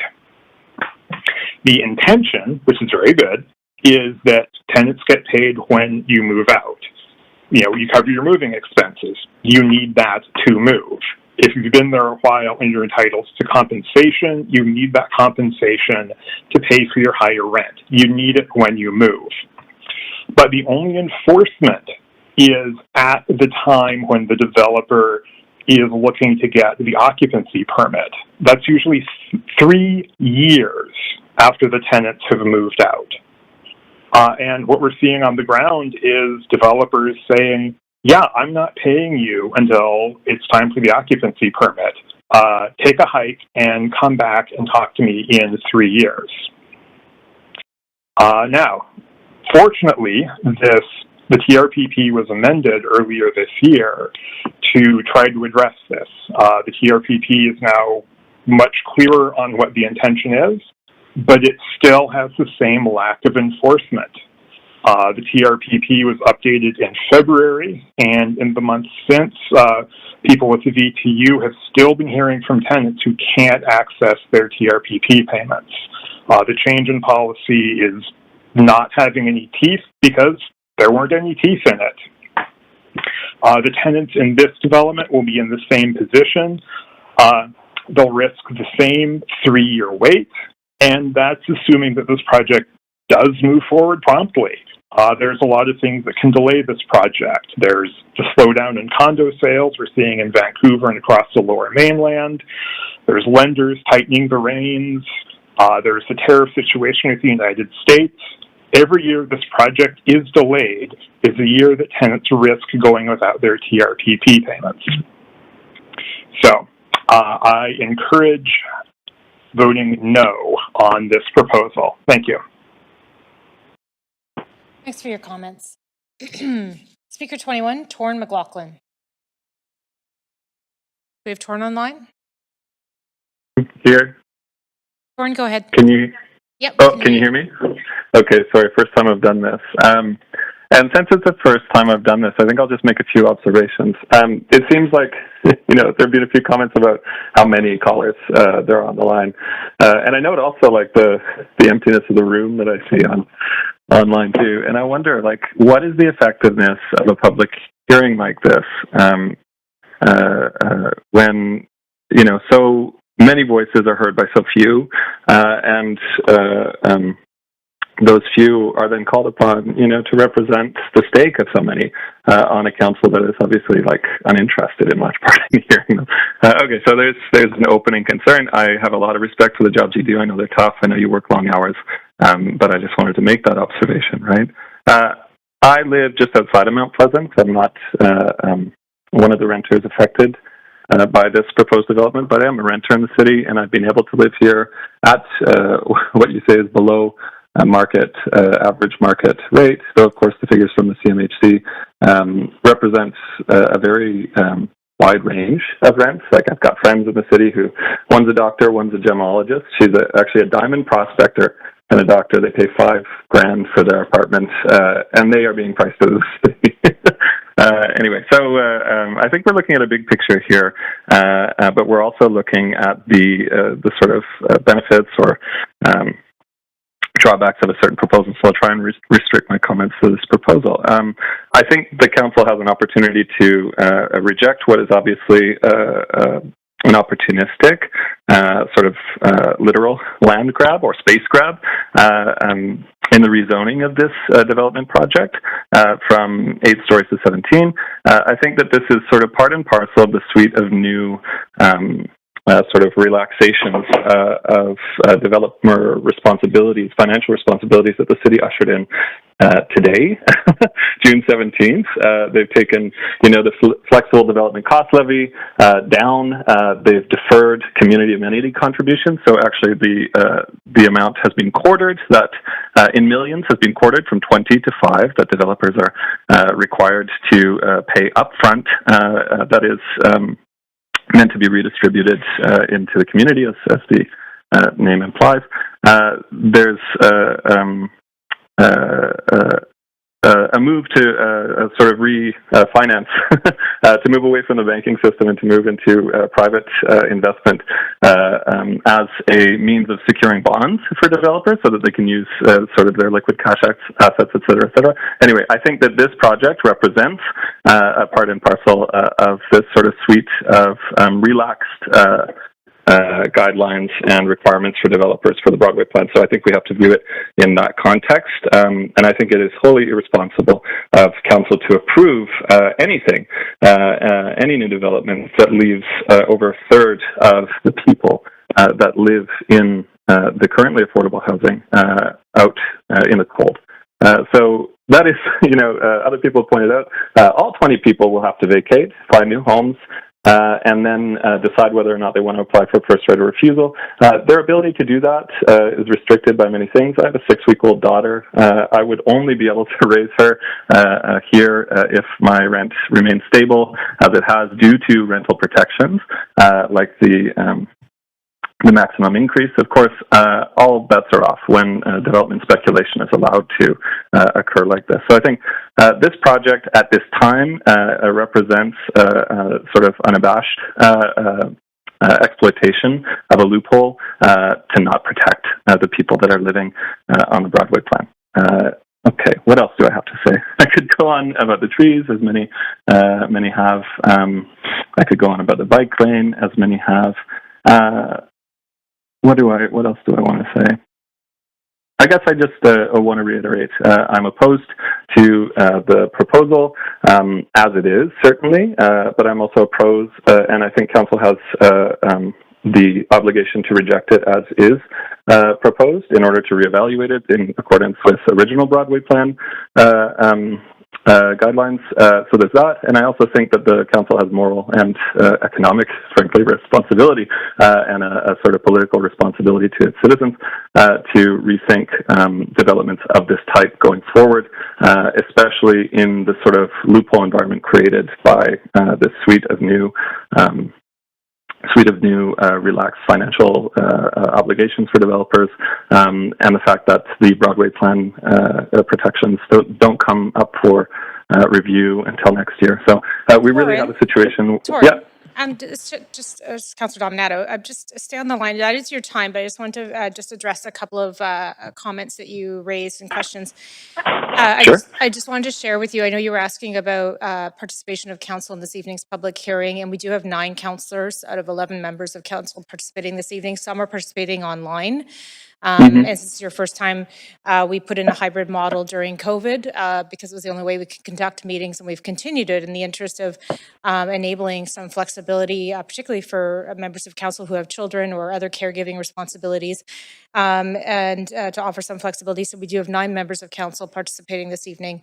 Okay, thanks for clarifying. I just wanted you to be aware of that. And also the reason for noting the number of speakers is that because we've had concerns expressed, speakers don't always know when they're going to be speaking. So that was the signal that if anyone is online waiting and has other responsibilities, that they know at least they're looking at another hour window, especially for those who have children, putting them to bed at this time of night. So just to reflect that to you in case that was you were wondering about that. But thank you for calling in this I have evening. a kid now, so I understand. Yeah, just wanted to clarify those points. Thank you. No, thank you for your clarification, Kate. Speaker number 22, Kevin Sun. Kevin, do we have Kevin on the line? No? Okay, we'll come back. Speaker number 23, John Bruce Colbert. We have John?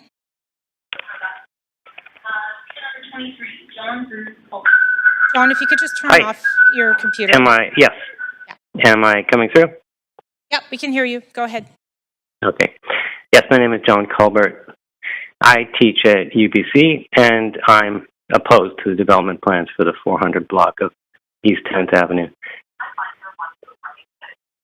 I live in the lower Fairview Slopes area close to Falls Creek. I know the Mount Pleasant area very well. Let me begin by saying something about my neighborhood because it relates to the issues we see on East 10th. Many of the buildings in South Falls Creek were built in the 70s and 80s, and the whole area shows excellent city planning with restricted building heights, homes with generous square footage, ample park space, lots of rental units, and an ideal mix of services. My own street has large established trees and is popular with bike commuters and pedestrians. We no longer have this kind of city planning. Instead, we have a growth agenda that is favorable to business and developers, but as with much else in our unbalanced economy, ordinary people are left to pick up the costs. Overall, those costs amount to a decline in community and the quality of life.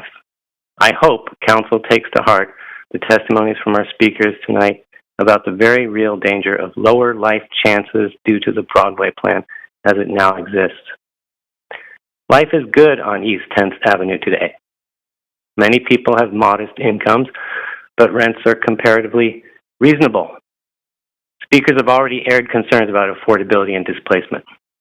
Let me add that the residents of East 10th benefit from a kind of urban microclimate due to the abundance of the trees, the street's tall leafy trees that many have mentioned. This is well known to bicyclists, as mentioned by speakers, who choose it as a preferred route on hot days. I'm concerned, like others, that development on the street will cause us to lose that tree cover, not only adjacent to the sidewalks, but also in the gardens of the homes you intend to destroy. The section of East 10th in question intersects with St. George Street, where the new St. George Rainway is being built. In the City of Vancouver's own webpage on the Rainway, It lists a number of social and environmental benefits of the project. East 10th, as it currently stands, can already boast many of those benefits. I cite from the city's own text. Quote, reduce street flooding. Quote, enhance climate resiliency. Quote, increase biodiversity. Quote, cool the neighborhood during summer heat. Unquote. There's no reason that East 10th Avenue couldn't be left to age gracefully the way that West 10th has, just down the street, as you know, from City Hall. The same chestnut trees line both streets. People like to walk and bike West 10th because of the attractive homes, established trees, and low-rise apartments. Rather than high-rise development on East 10th, there ought to be an emphasis on preservation to keep the street, much as it is now, a genuinely pleasant residential area in Mount Pleasant. I urge Council to reconsider the proposed development and rezoning. Thank you. Thanks for calling in this evening. Speaker number 24, Katie Johnston. We have Katie on the line. Katie, go ahead. Oh, hi. Can you hear me? Yes, we can hear you. Go ahead. Okay. Hello. I am calling to object the proposed redevelopment. I'm Katie Johnston, and I am one of 8 people facing displacement from our home at number 469. 7 years ago, I moved to Vancouver, a city where I knew no one, and decided to make it my home. I could have found an apartment to live in at that time, but having no family or friends in the city, I chose to live in a communal house so that I could build new relationships. Our house is split into the top 2 floors, housing 6 people in 5 rooms, and a separate basement suite with 2 people in it. We are all in our 30s and 40s. These people have become my family. During the COVID lockdowns, we were able to be outside the house doing activities like gardening and small building projects, where we also became close with our neighbours who were doing the same. By sharing the cost of a house, we've all been able to stay in Vancouver, a city that we would otherwise have been priced out of. Of the 6 that live in our part of the house, only 2 of us were allowed to be named on the lease for the convenience of the landlord. So while we've all lived together for years, the 4 others won't be covered in the rehoming plan. They are offering 1, 2, or 3 bedroom apartments. That wouldn't include the storage garage on site that we rent separately or the shed where we keep our bikes. It wouldn't include car parks. It would mean 2 of us were paying a lot more than we can afford for a lot less space, while 4 others effectively became homeless. This way of living is not for everyone, but it is the only way we have found to be able to stay in the city we love and where our jobs are. They claim these new spaces are affordable, but affordable for whom? I work 70 to 80 hours a week. If I lived alone in an apartment, that's all I would be doing, just covering basic groceries and gas, with no community, no space, and no life beyond work. This development isn't just taking away our homes, it's destroying the leafy, safe, and historic character of Mount Pleasant. The destruction of our home and similar properties in Mount Pleasant is trading genuine community and quality of life for compact, high-earning units, which will contribute, I believe, to an escalating mental health crisis. Please don't force us out of our homes. Thank you. Thank you, Katie. Speaker number 25, Sheila Giffen. Sheila, Hi, can you hear me? Yes, we can hear you. Go ahead. Hi, my name is Sheila Giffen. I've lived in Mount Pleasant for 14 years. I'm calling to speak in firm opposition to the rezoning application that's being proposed for 469 to 483 East 10th Avenue. I have lived, as I said, in this neighborhood for well over a decade, but I only just recently moved to East 8th Avenue, just a block and a half away from the proposed rezoning site on 10th Avenue. I really love this neighborhood, and one of the things I appreciate about it the most is that it is a mixed neighborhood with people of varying incomes, and that is supported by affordable housing available in the form of co-ops and older rental units.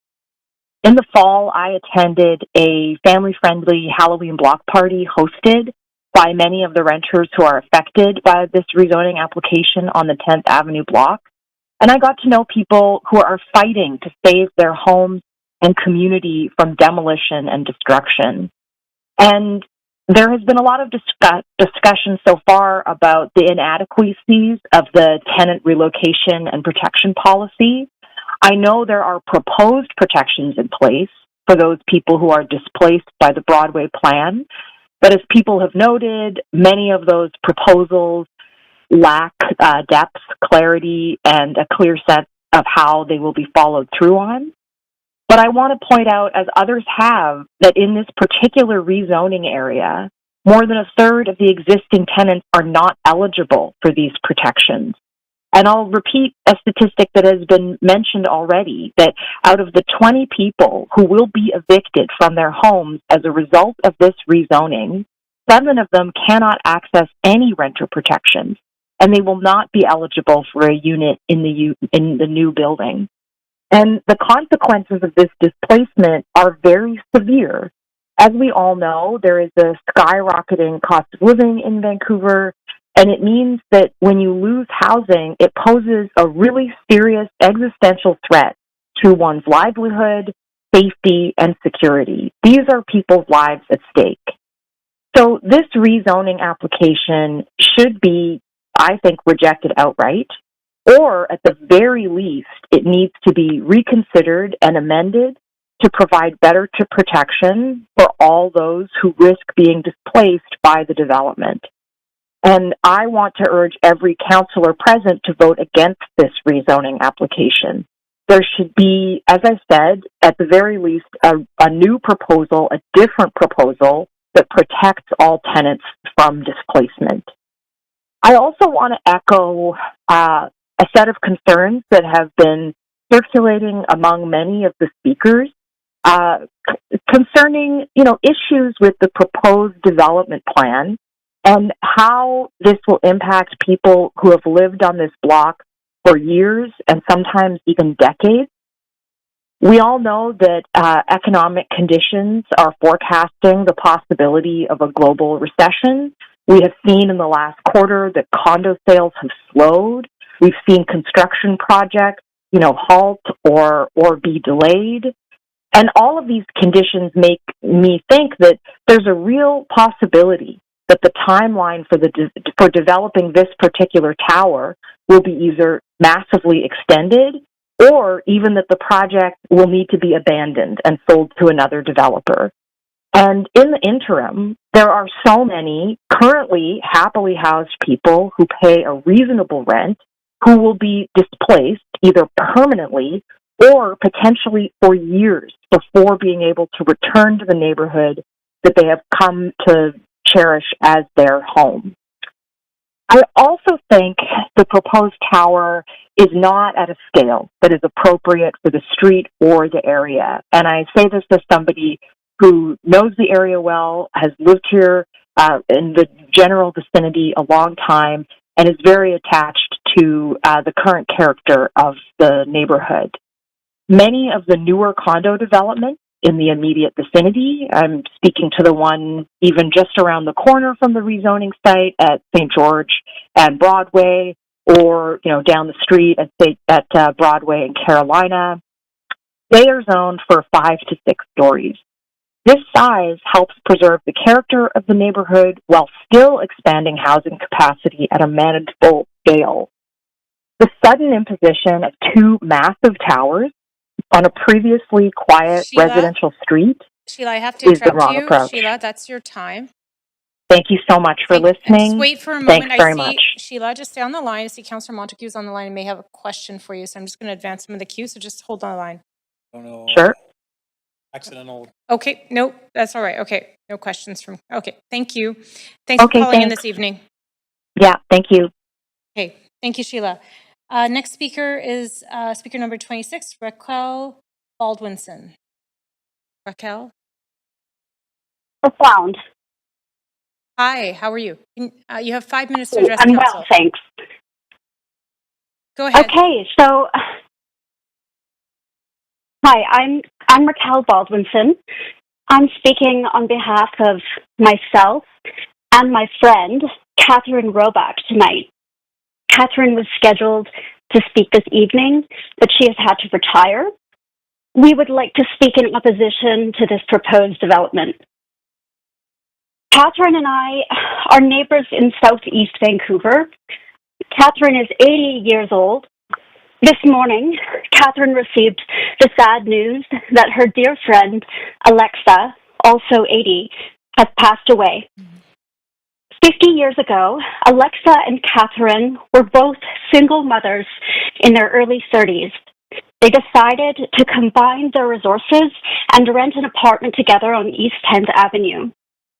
The affordable rent that they were able to access allowed Catherine and Alexa to work and raise their daughters, Sarah and Lorianne, in the city center. We have made a list of 9 reasons we object to this development. First, our city does not need 70 more market-priced rental units. Our city has a complex affordable housing crisis, including homelessness, high vacancy rates, grossly inflated market rents, and high eviction rates. This development will add overpriced units to the supply and displace persons from their affordable homes. Moreover, we are concerned that the 28 units of affordably priced rent are empty rhetoric. In fact, 20 of these 28 units are legally the developer's duty to provide, as they must usher in displaced leaseholders. So they are actually proposing 8 units at a marginal rental reduction of 20%. 70 units available at swollen market prices, and 8 that are marginally reduced at 20% below swollen market prices does not qualify the developer to position this plan as part of the solution. Number 2, it's time we start developing in ecologically responsible ways. This development is part of a broader trend of knocking down buildings in our city that are in fact already perfectly safe and livable. We should be focusing on rezoning empty condos, filling up vacancies, or reactivating abandoned developments in Vancouver. We do not need to knock down older homes to create shinier ones. Number 3, the old trees on the 10th Avenue bikeway are a valuable public good, and they must be protected. This development will involve the destruction of a gorgeous canopy of old elm and chestnut trees that are between 70 and 90 years old. These trees create a canopy that keeps the area beneath up to 12 degrees cooler than in other areas nearby. The beauty of these trees and their cooling effects are enjoyed by everyone who walks along 10th or uses the bikeway. It would be an enormous step backwards for the whole city if we lost these trees. Number 4, it is wrong to price poor, low, and middle-income people out of Vancouver. Vancouver has a well-documented eviction crisis. Those who are not wealthy enough to own housing are frequently displaced and are at high risk of being priced out of the city permanently upon eviction. Our city becomes culturally, politically, and socially impoverished when we lose our renters to other more affordable cities. Number 5, tenant protections fall short. Our city offers certain protections for tenants who are being evicted for redevelopment, but as you have seen this evening, these protections are weak and often inaccessible to most. Most tenants cannot take advantage, for instance, of the right to move back in at a reduced rental price because there is no place for them to live in the interim while their home gets redeveloped. People are not luggage that can be stowed away. Moreover, many renters in this area would be ineligible for protections in some way. Number 6, seniors do not want to move. There are seniors who live in these buildings who would be forced to move, and they do not want to. Forcing a senior to move against her will is unacceptable. Raquel, Number 7, Yes. You have just 7 seconds left. Okay, well, I'd like to add that the developers at Durant Clerk have no intention to care for these trees per page 58 of their landscape plan for existing trees. It says they do not guarantee the trees will remain whole or stable. Thank you. Thanks, Raquel, for calling in this evening, and just to express my condolences to your friend Catherine, who lost her friend. So just to reflect that, and thank you for calling in this evening on her behalf as well. Thank you very much. Yeah, thank you. Our next speaker is number speaker 27, Eleanor Hoskins. Eleanor, are you on the line? Yes, can you hear me? Yes, go ahead. You have up to Okay. 5 minutes. Perfect, thank you. Good evening. My name is Eleanor Hoskins, and I'm a Vancouver resident. I'm speaking in opposition to the rezoning proposal for 469 to 483 East 10th Avenue today for two main reasons. First, as a commuter cyclist, I am worried about the impact such a large development will have on the already heavily used bikeway. While the rezoning proposal mentions providing residents with the best opportunity to live car-free, it is light on details for accomplishing this beyond providing bicycle parking. And with only 32 car parking stalls for 138 units, I am concerned that increased vehicle traffic and demand for street parking will impact accessibility and safety for cyclists. So I would like to see the developer and the city make detailed plans to ensure the East 10th Avenue bikeway is protected. And as other people have mentioned, I would also include the tree cover along this bikeway as part of that protection. Secondly, though, and more pressingly, I oppose this proposal until tenant protections are guaranteed for all residents potentially displaced by this development. There are friends and members of my community who will have lived in this area for years by the time development begins, who will nonetheless be ineligible for any renter protections whatsoever simply because of paperwork timelines. I understand the need for more supply in the current moment, but this is also an affordability problem. As a renter myself, whose peers are mainly renters, several of whom are negatively impacted by the Broadway plan, a common refrain about housing is, I can never afford to move. The fact of the matter is that a huge number of the people who keep this city vibrant and welcoming, let alone functional, the artists, landscapers, academics, care workers, educators, baristas that I know, cannot afford market rents, and they remain an essential part of life here. The simultaneous impacts of losing one's home and being forced into a market where rent will increase by many hundreds of dollars are life upending. This phenomenon is by no means uncommon, but every time it diminishes our neighborhoods and civic community when people are forced to leave. Yes, so affordability is top of mind for me, and this proposal as it exists would destroy 3 buildings worth of affordable housing with no first right of refusal or any other renter protections for over 30% of the displaced residents. If this seems like a small number of community members around which to adjust the plan, I contend that it is a small number of people to accommodate in the proposed building. In closing, I am opposed to this application as long as the tenant relocation and protection policy fails to protect all tenants who are impacted by redevelopment. I call on the City of Vancouver to mitigate the everyday disaster of demoviction by rejecting or at minimum reevaluating this proposal, by closing the loophole in the policy more generally, and by improving resources for tenants by restoring the renter's office. Thank you for your time. Thank you very much for calling in this evening. Our next speaker is 28, Bennett George, on the phone. Bennett? Hello, can you hear me? Yes, we can. Go ahead. Hi. Good evening, council members. My name is Ben, and I'm a resident in Mount Pleasant, and I'm calling to speak in strong opposition to the rezoning application and redevelopment proposal on the 400 block of East 10th Avenue. This is not just a development proposal, it's a mass displacement plan. It threatens to force out 20 long-term tenants from their homes in Mount Pleasant. 7 of those people, more than a third, are ineligible for any protections under the Broadway plan's tenant relocation and protection policy. Why? Because of an arbitrary cutoff.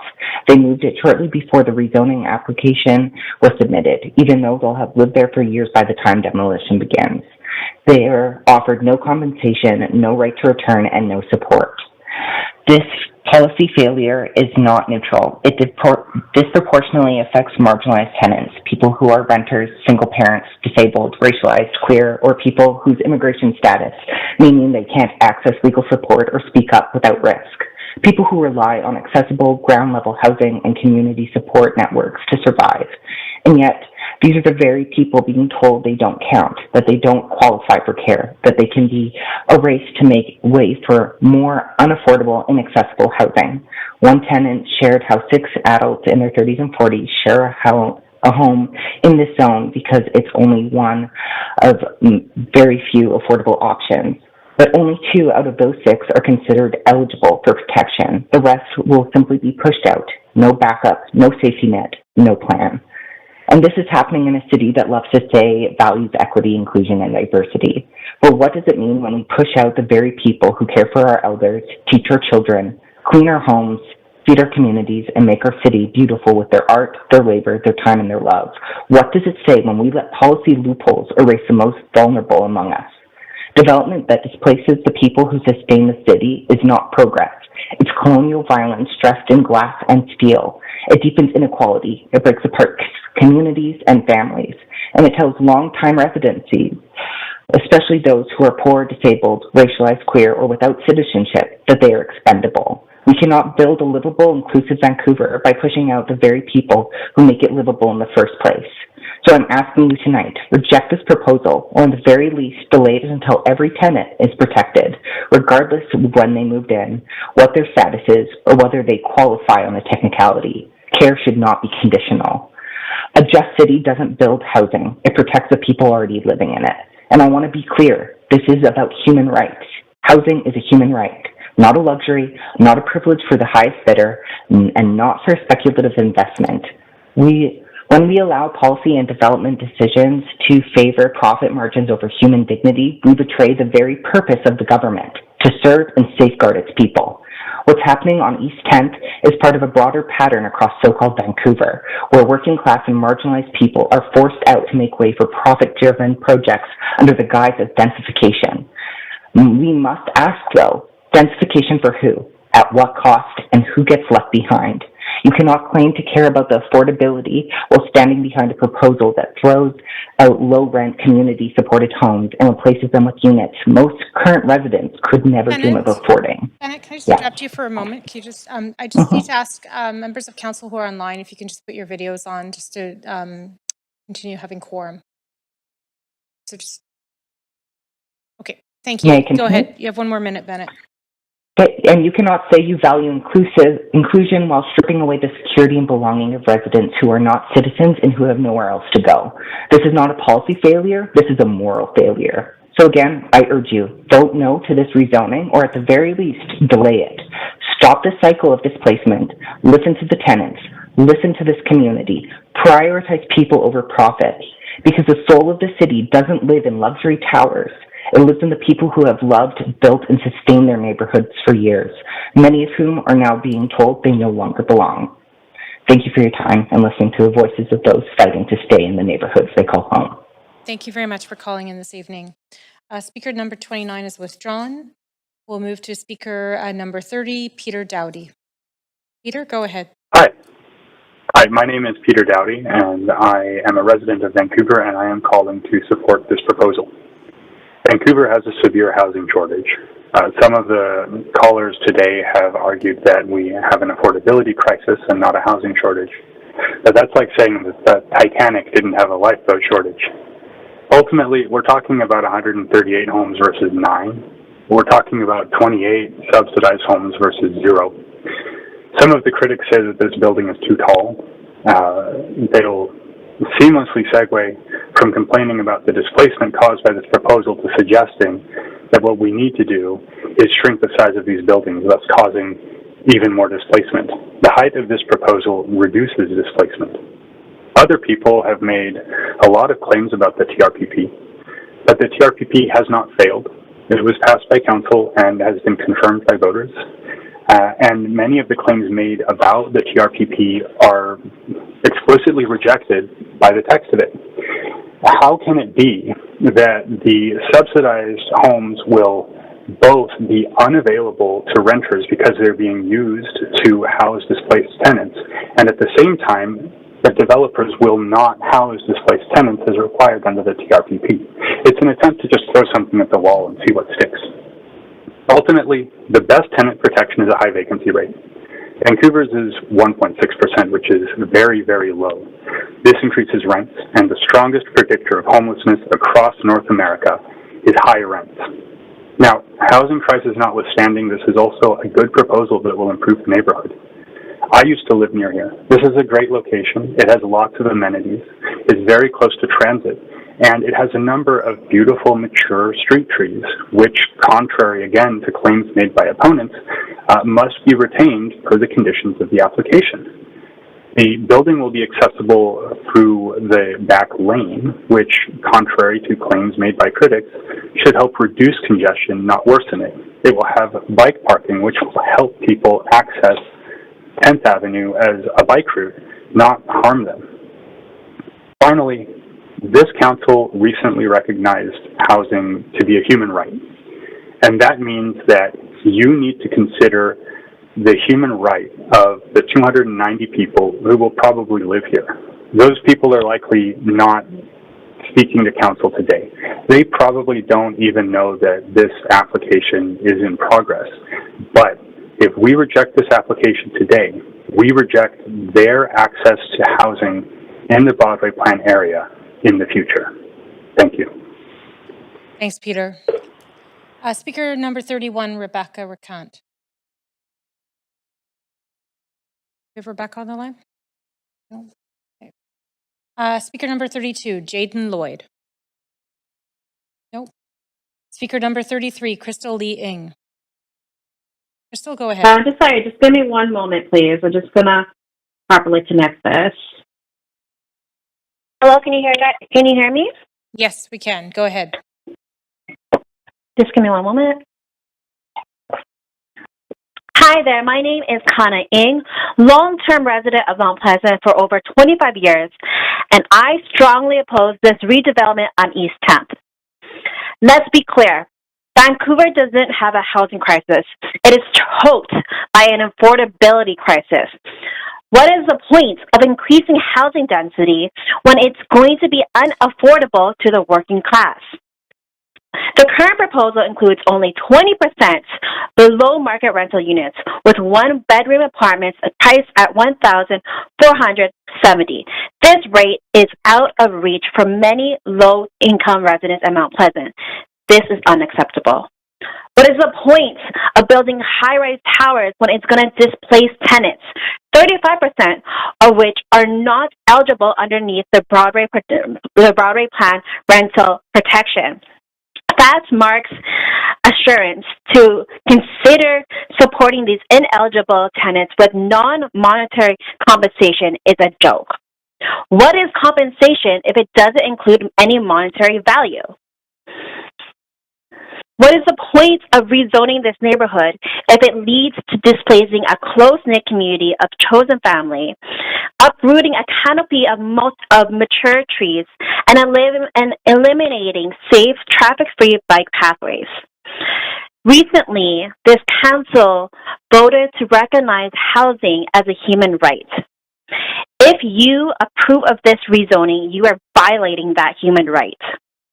If you approve of this rezoning, you'll not only violate the human right, but you will also change Mount Pleasant to Mount Privileged. I urge this council to reject this proposal. Stand with the working class rather than the rich. Stand with the majority of the speakers who called in or showed up, who spoke against this proposal. I urge you guys that in the pursuit of making Vancouver great, don't forget to be good. Thank you. Thank you for your time. Thanks for calling in. Speaker number 34, Michaela Jane Lopez.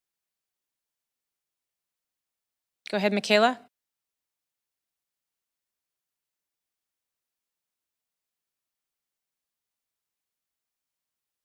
Hello. Hi, Michaela, go ahead. Hi. So, my name is Michaela Lopez. I am born and raised here in Vancouver. I'm 28 years old, so I've been here for a while. and I strongly oppose the rezoning of East 10th. I used to live in Mount Pleasant. I've basically lived everywhere in Vancouver, and it's been dismal, to say the least, that I've not really found great housing until I was 25. I used to live in Mount Pleasant, as I said, in one of those homes where it housed about 8 people, many of them queer, marginalized, of different ability, and we were unlawfully rent-evicted from that house. So I just wanted to share my story to kind of share how unprotected the tenants of East 10th are currently and what will happen to them if they are not fairly protected during the rezoning of East 10th, if it passes. So we were unlawfully rent-evicted from our home. It was not a great home. It was basically a slum, but it was cheap rent because there was absolutely nowhere else in Vancouver we could stay. I worked for a institution at the time that's quite big here in Vancouver, and I made about 50 to 55K a year, which, is not a lot of money, but it is what a lot of people are kind of aiming for with below market housing. And so when we were rent-evicted by our landlord, we were subject to scare tactics, to really unlawful treatment. And ultimately, we decided to leave because it was in the middle of the pandemic, and we just couldn't deal with it with all the other things that we had to handle. There were 8 of us. About 3 of us stayed in Vancouver, to my knowledge. There's me and my current roommates, where we live in a shoebox in downtown. We also have our other roommate who currently lives in Davie Street, who also lives in a little bit of a bigger shoebox in Davie. One of our roommates had to move back to the interior with their parents to an unsafe household. Another one had to move back to the island, again, with no great work opportunity in her field. Another roommate who stayed with me and slept on my couch for quite some time decided to go back to their hometown and then relocate to another province in Canada. And then I also had one of my roommates, Rebecca, who did not have the greatest history with mental health and had been trying to find stable housing as well as help for themselves.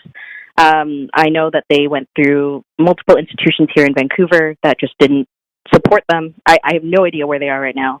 And I think the one that stings the most is my roommate, Robin, who was really the first person that I could talk to, who was an older man and kind of made me feel safe and included, and also an Indigenous person that I was able to glean a lot of information and a lot of joyful conversation with. And he also just was a joy to be around, who volunteered and shared cookies and shared things amongst the neighborhood. He really made the neighborhood a different place by shoveling sidewalks and talking to people. He's the person that in Mount Pleasant who makes Mount Pleasant.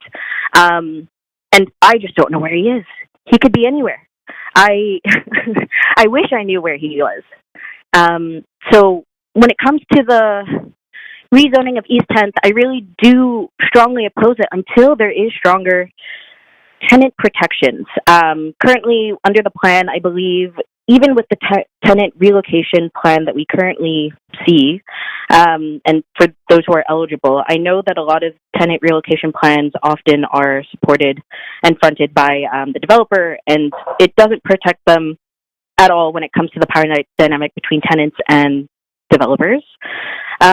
I also know that the applicant, Hans Fass, says that they're open to consideration for monetary and non-monetary support for the tenants of East 10th if it came to that.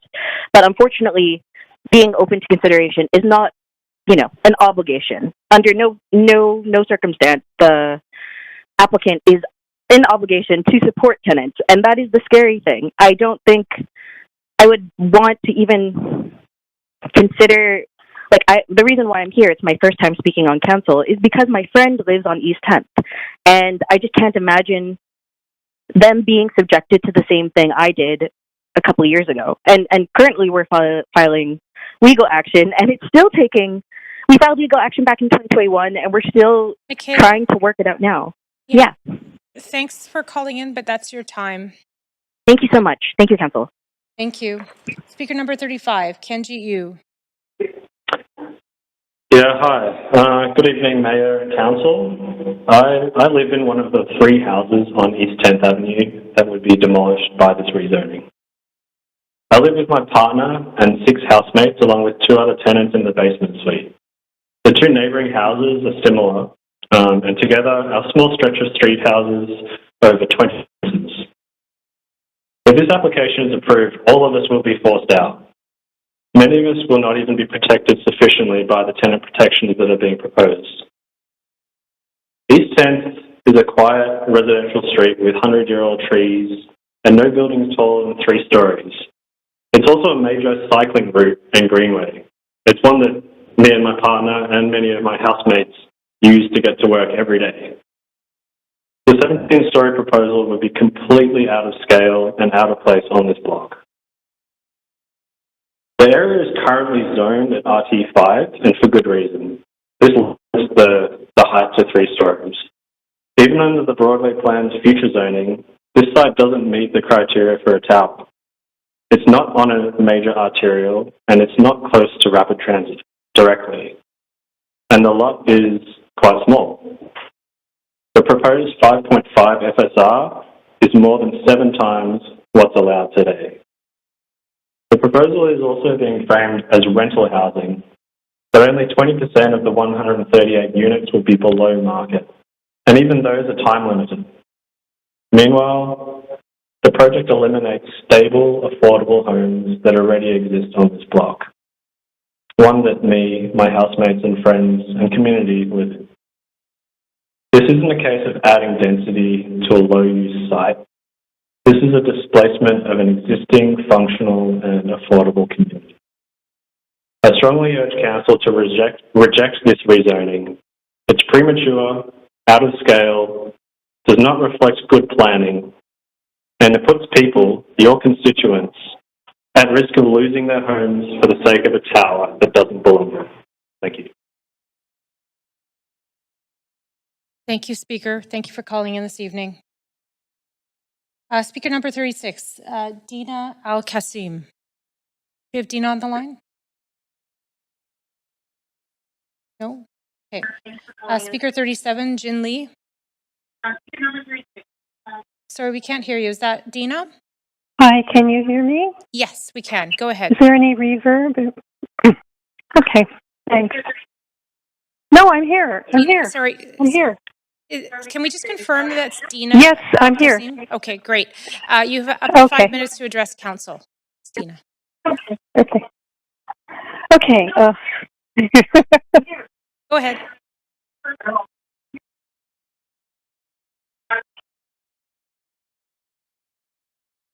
My name is Dina. I teach at UBC and I'm a resident in the Fairview Slopes on West 7th Avenue near the Canby Bridge.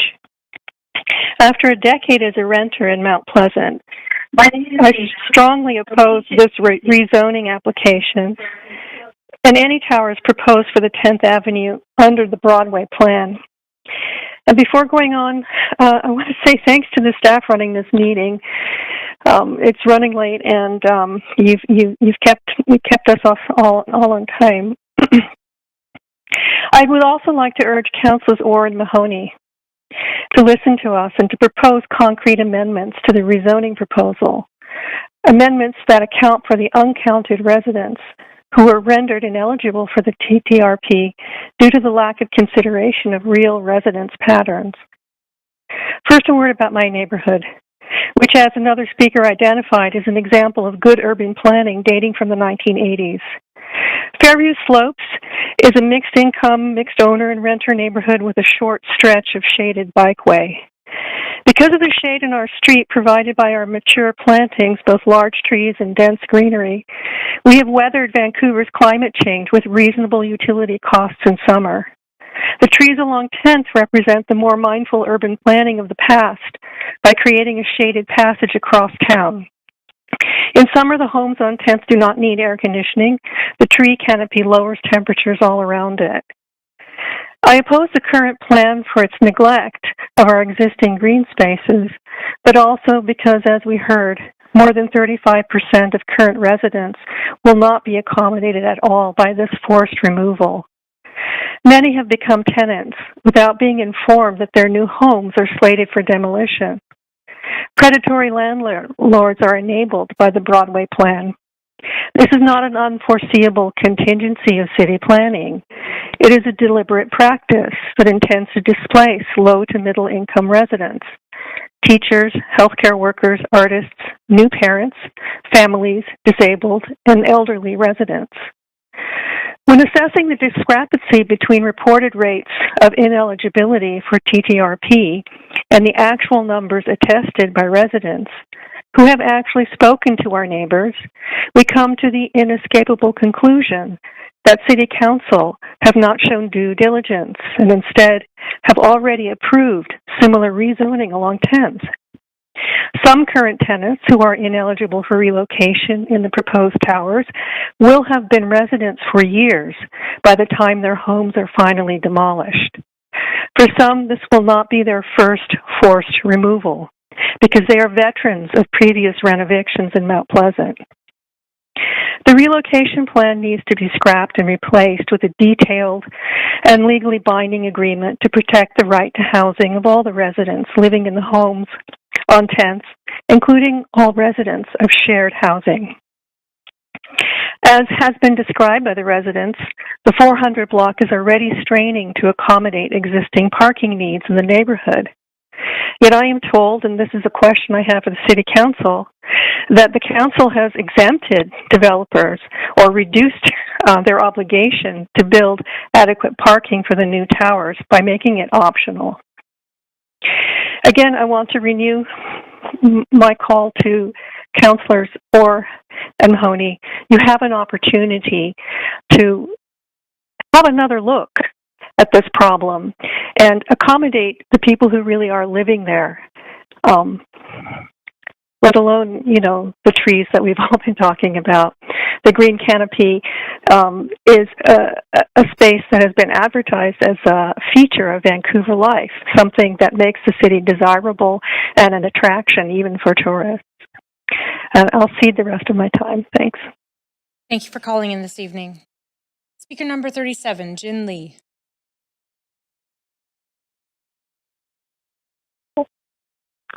Hi, I'm a resident in Mount Pleasant, and I am strongly opposed to development of 469 to 483 East 10th Avenue. I would firstly like to ask, where will the current tenants go?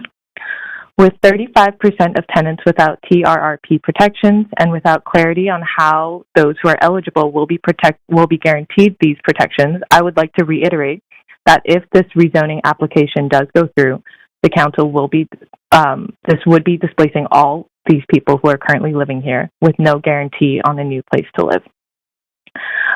Additionally, with 7 people with no support in finding a place, no rent top-up, no right of first refusal, and no compensation in their displacement, I would like to add that even if it were just one person without TRRP protections, that is still one person too many to fall through the cracks.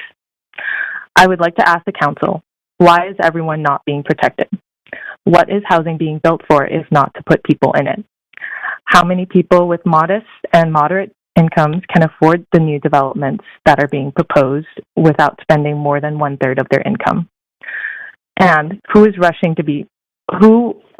would be rushing to apply to new developments that are being set at 100% market rate while advertising tiny shoebox studios?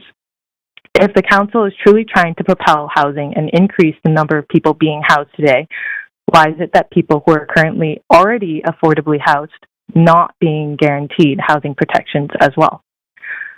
As someone who has lived in Vancouver for 9 years now, I have moved across 8 different homes and 6 different neighborhoods already. I wanted to share this and use this example to illustrate something here. That's almost 1 home a year. Not only that, but in one of my last moves, I spent 4 months searching for a suitable place.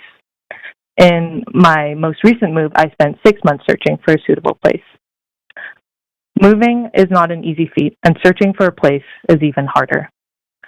So to uproot 20 people from their affordable homes and community for the sake of density in a future housing development with 80% market rate, I urge the council to consider who is this imagined demographic that would be able to afford to live here. Is it people who currently already have a host of market rate options to choose from, or is it people who are struggling to find these affordable options during this housing crisis? I will be talking about the bike path a little bit too, because I am a biking commuter myself. The bike path on East 10th is really unlike any other in Vancouver. I have friends who live near Hastings Sunrise who choose to take this path to get home over other ones that would be closer to them.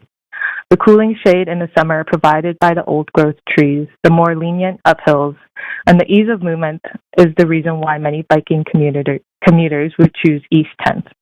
This construction process that is being proposed, along with the rezoning, the replacement of old growth trees, and the likely increase in vehicles would take away the comfort and convenience that many living beyond Mount Pleasant currently rely on East 10th for. With what seems to be a recurring trend in the Vancouver housing scene that includes upheaval of communities and lack of affordability, I urge the council to consider the needs of those with moderate and low-income households. Thank you. Thank you for calling in this evening. Next speaker is 38, Clara Wise. Hi, am I good to go? Yeah, go ahead, Clara. All right. Good evening, Council. Thank you to the staff running this meeting and the speakers so far. I'm a Mount Pleasant resident and renter, and I'm calling as well to strongly oppose this rezoning because of the destruction of community and shameless for-profit displacement of current tenants without any enforceable or effective renter protections. My friends and neighbors are not disposable. Every single current resident deserves affordable and safe housing, and this plan falls horrifyingly short of providing that. I'm urging Council to truly consider everything we've heard this evening and prioritize the lives and rights of real residents over imaginary ones, and to oppose this premature rezoning. Thank you for your time. Thank you. Thanks for calling in this evening. Speaker number 39, Timothy Adams. Do we have Timothy on the line? He's withdrawn? Okay, thank you. Speaker number 40, Kevin Adair. Hello? Hi, Kevin. Go ahead. Hi. Thank you. My name is Kevin Adair. I'm a tenant in the affected area, and I'm absolutely opposed to the redevelopment proposal for 469 to 483 East 10th Avenue. This development should not be happening at the cost of demolishing existing, functioning, affordable housing and evicting long-time tenants, many of whom are lower income.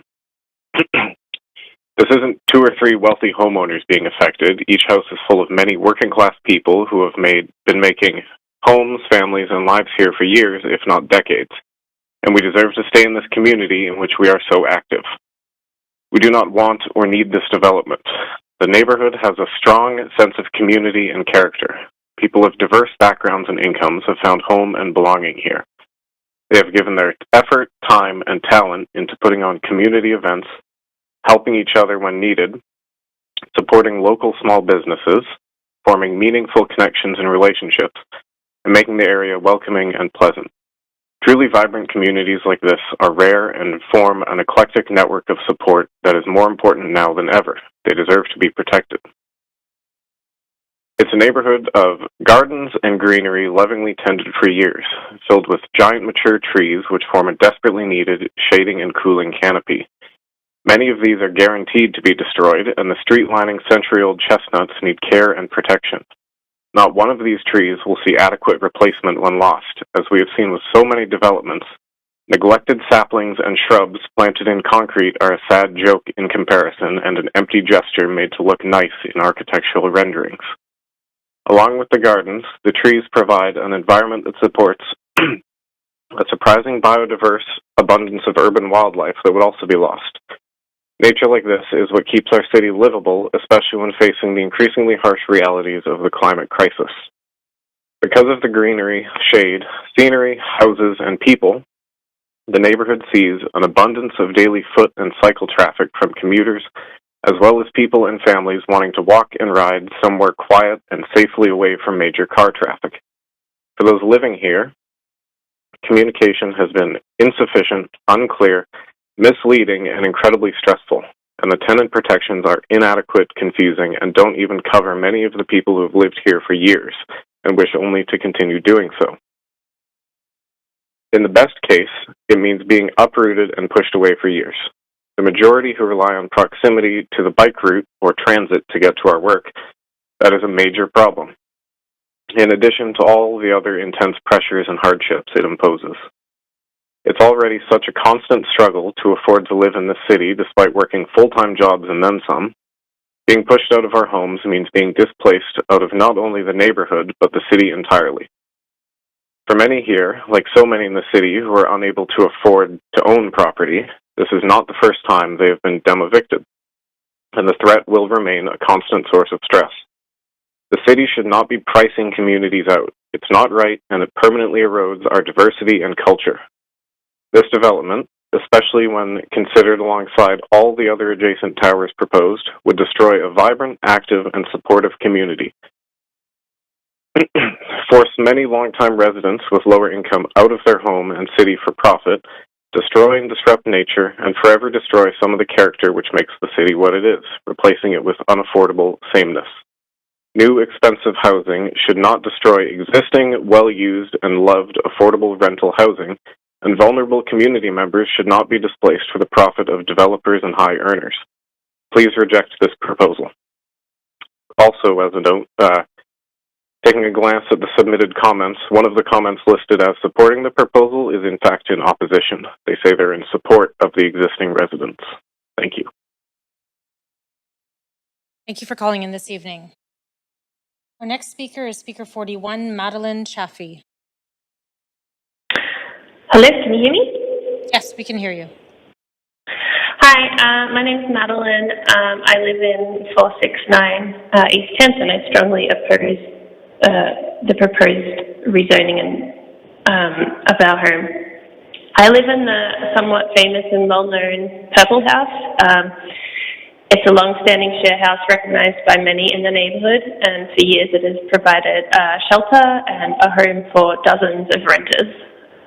I currently share a room here with my partner. There are 6 of us in the main house and 2 more in the basement suite.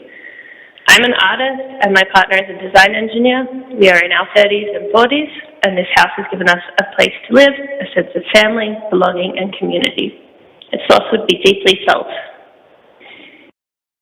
We choose to live here for its affordability. Sorry, we don't choose to live there. We live here for its affordability, proximity to work, and the bike routes, and the vibrant community around us.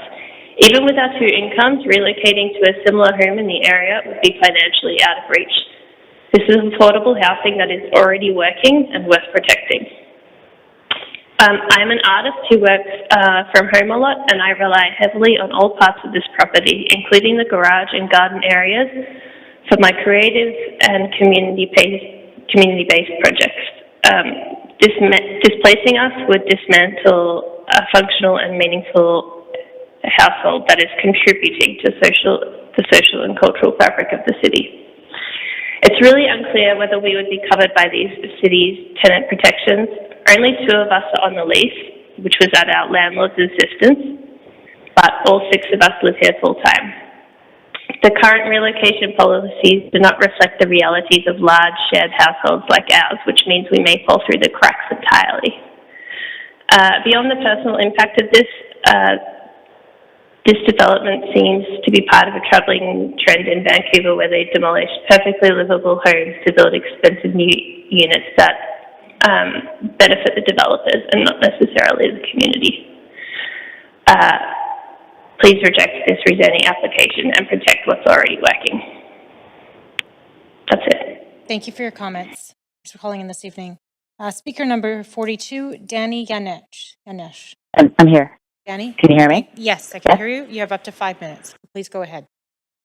Thanks. My name is Danny Anisi. I'm a resident of Vancouver. I'm speaking in opposition to the rezoning of 46943 East 10th Avenue. I'm speaking because I live on 14th, East 14th Avenue, and myself and my building of 7 units have gone through similar experiences with our landlord trying to eliminate a multi-unit building in our case it was for condos, and he found a loophole to do this, which we fought. But I just wanted to also speak to their experiences, or my similar experience of having unstable housing and what kind of a stress that does to us as individuals. We're not just numbers. We're not just investments. We're humans. I think some of the other tenants were saying, over COVID times, we grew very close to my neighbors. I have a neighbor who's in his 70s.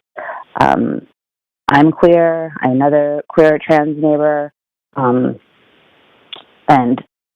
we had some students and just many different ages, teachers, male people. Myself, I'm a counselor. And in this time, he wanted to, went through the process of trying to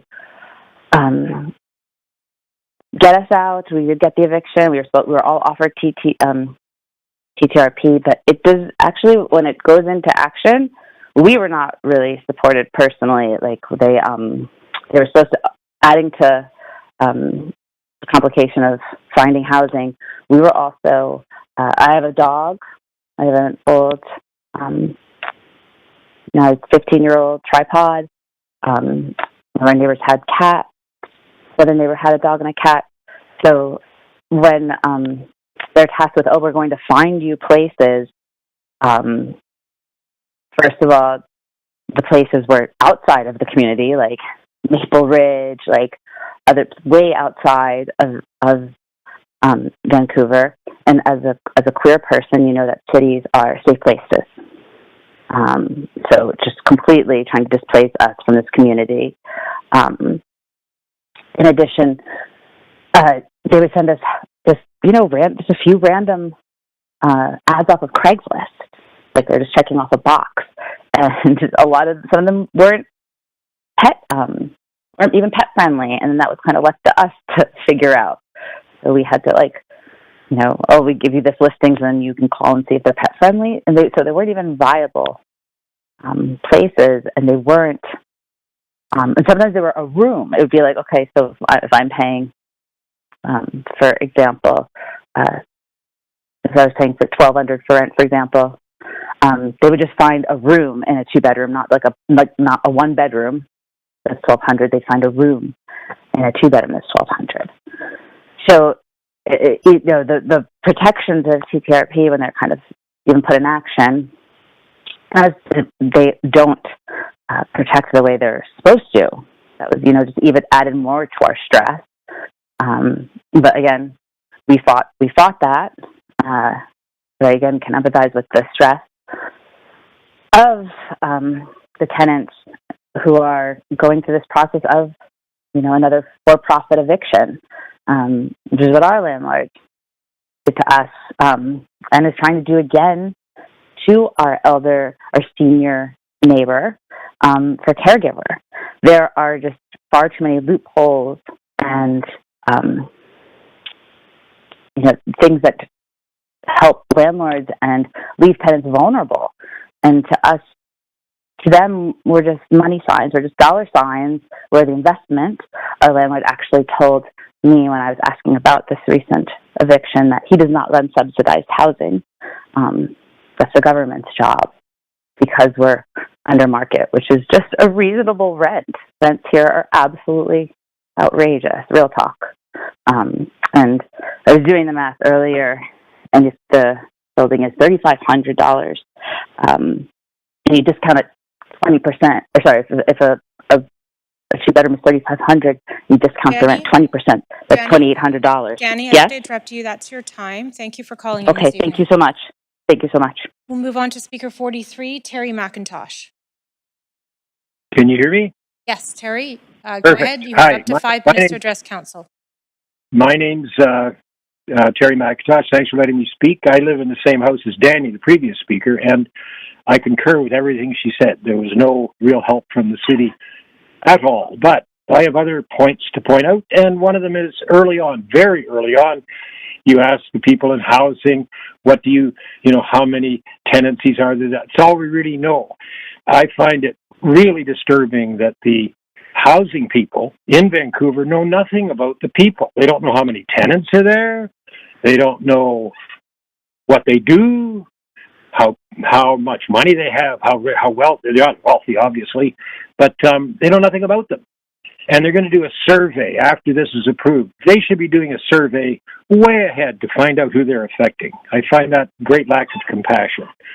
The other thing is, the developer said he will consider relocation costs and maybe some money for these people. That's not good enough. It's chump change to him to help these people out. I just find that not making this developer do something for these people is just not proper. And lastly, I'm a professional botanist. I know trees, I know forests, I know how important forests are to living things.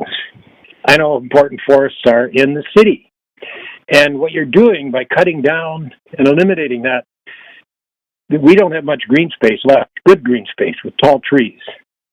Doing that and turning it into what people were concerned about decades ago, basically a concrete place.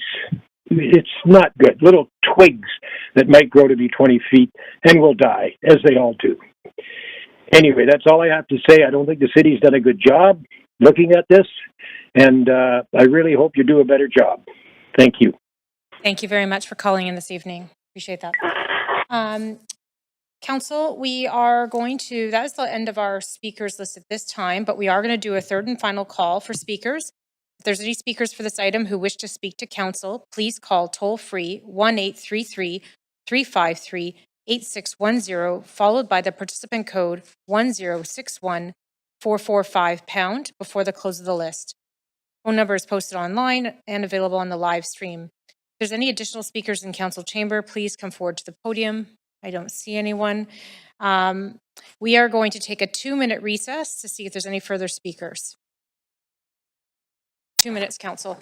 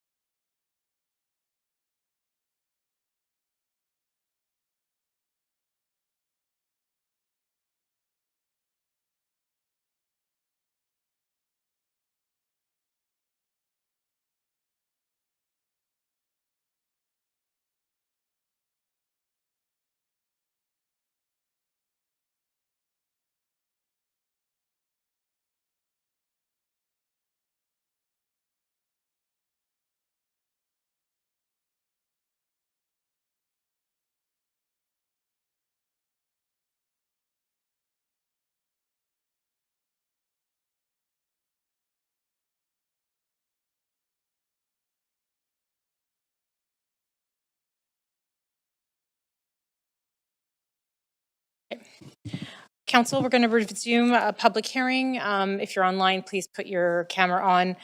I'm just checking with the clerks. I understand we have one additional speaker on the line, Kevin Sun. Hello? Hi, Kevin. Hi there, how are you guys? Apologies for the electrical issue. That's why I was speaking earlier. But I just wanted to call in. My name is Kevin. I'm a former resident of the Mount Pleasant area and calling like the others to oppose this new development. I know we're approaching the end of the day, and I know most people are probably tired of hearing about this loophole, but the reason a lot of people are wanting to hammer it in is because that for a lot of these people, these are hardworking, like working class people who are just holding on by their tooth and nail. These aren't freeloaders. These are your people. These are your constituents. And it's imperative that this plan can't go through in its current state because, we can't leave anyone behind. In addition, I just wanted to call attention to basically the situation in other cities as well as close at home. For example, if we just keep on densifying without having the city increase its infrastructure, increasing its services, we run into the same problems like Toronto's condo market or even closer home like Wally in Surrey. We have all these condos, very few people who buy them, and the people who do find themselves difficulty finding parking, finding daycare, finding a classroom that isn't overfilled. It's hard to find a walk-in clinic, let alone a family doctor, right? Essentially, what's important to say is, in its current state, this plan would leave a lot of people homeless, and the families that do lacking basic necessities to effectively exist properly in a society. And effectively, I just want to keep this quick and short. These are fundamentally your people. A lot of you guys have in your oath of office a goal of tackling the housing crisis, of making sure the people in your community don't go without affordable housing.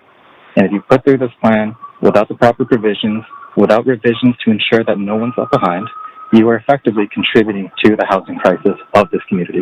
Thank you. Thanks very much for calling in this evening. Clerks, do we have anyone else on the line? Anyone else on the line? I see. No? Okay, I see Sarah McLeod approaching. So, Sarah? Hi, you have up to 5 minutes to address council on this item. Cool.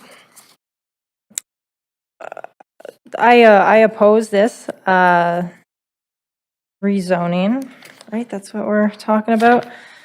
I mean, for all of the reasons that all of the tenants and renters and probably just neighbors advocating for their renter tenants and neighbors said, because it's violating their right to housing. So that's like the simple answer. Like you could almost put a point and end it there. But if you need other reasons and there's precedent in past rezonings of this happening. So I really do urge you to consider all means, which is, well, I always get into the trees. So even in the landscape section, sure, in the summary, it points out other things to consider, or the staff does, I should say. But one that they didn't point out in this summary, so if you haven't gotten there to 1.4, is the letter of consent for removal of, for this design to work, for the shared neighbors' own trees.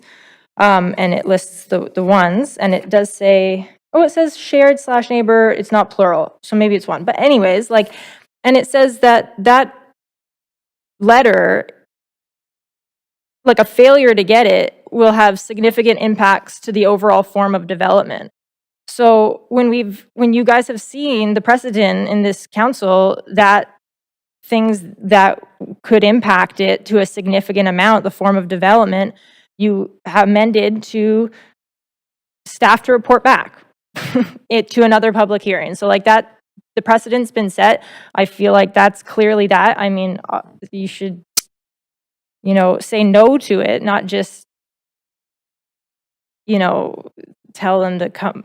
Anyways, but there's so many reasons for you guys to vote because it doesn't fit anything that the city tries to accomplish. I think if they really mean what they say by affordable housing, developers have made it clear that they are replacing affordable housing with an opportunity for chance attainable housing. Like, that's been really clear.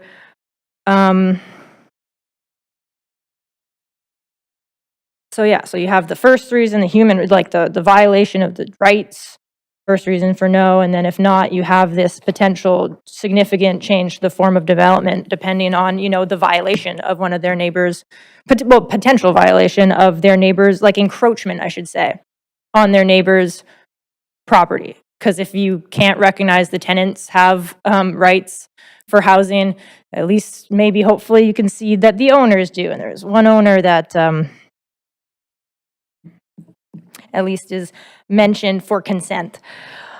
And then the wider question is like, whose consent? So we've established the owner neighbor, shared owner neighbor.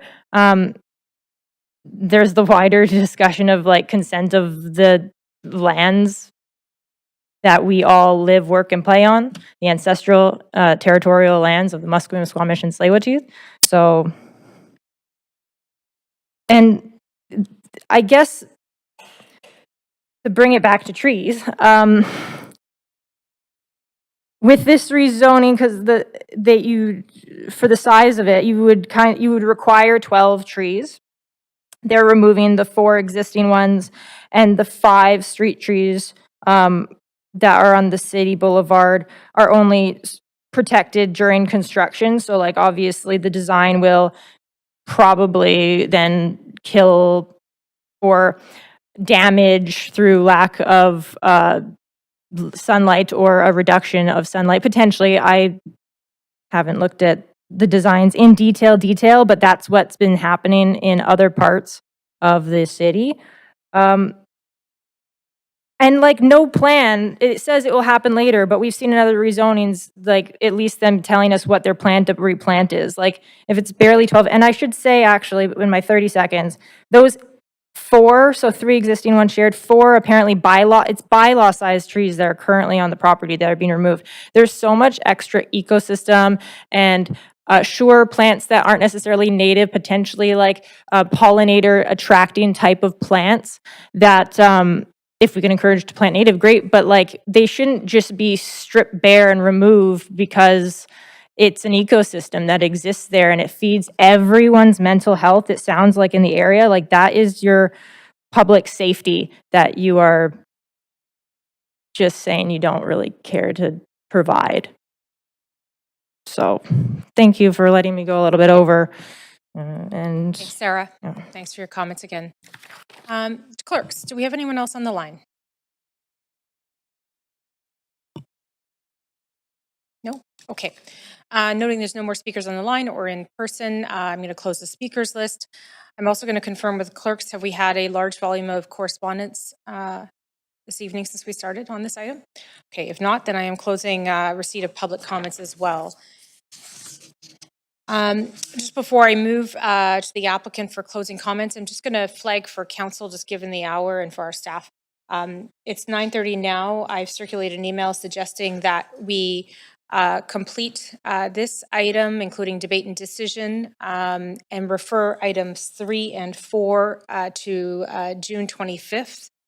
And just noting that if we do go past 10 o'clock, just with either questions or amendments on this item, we will need unanimous support to do debate and decision. And if we don't have unanimous support, then we will have to repair for debate and decision to a reserve or to a council meeting. So just flagging that. But I think we have time, and so I'll take stock closer to 10 o'clock, but just flagging that. For the applicant, do you have any closing comments? No closing comments, thank you. Thank you. Staff, do you have any closing comments? Thank you. Staff has no closing comments. Thank you. Council, do you have any final questions for staff, noting no additional questions to the applicant are permitted? And I see first a couple of councillors, so I'll advance Councillor Maloney for questions. We just had a few people raise issues and concerns about the mature trees on 10th Avenue being damaged or cut down. Can you speak to those concerns, please? Thank you very much. Thank you, Councillor. We do have conditions in the report that require the retention of the street trees along 10th Avenue, and perhaps my colleague from Development Planning can speak to that further. Yeah, thank you for the question. So in regards to the existing trees, currently all city-owned trees on the street are to be retained and protected. So the building is outside of the tree protection zone.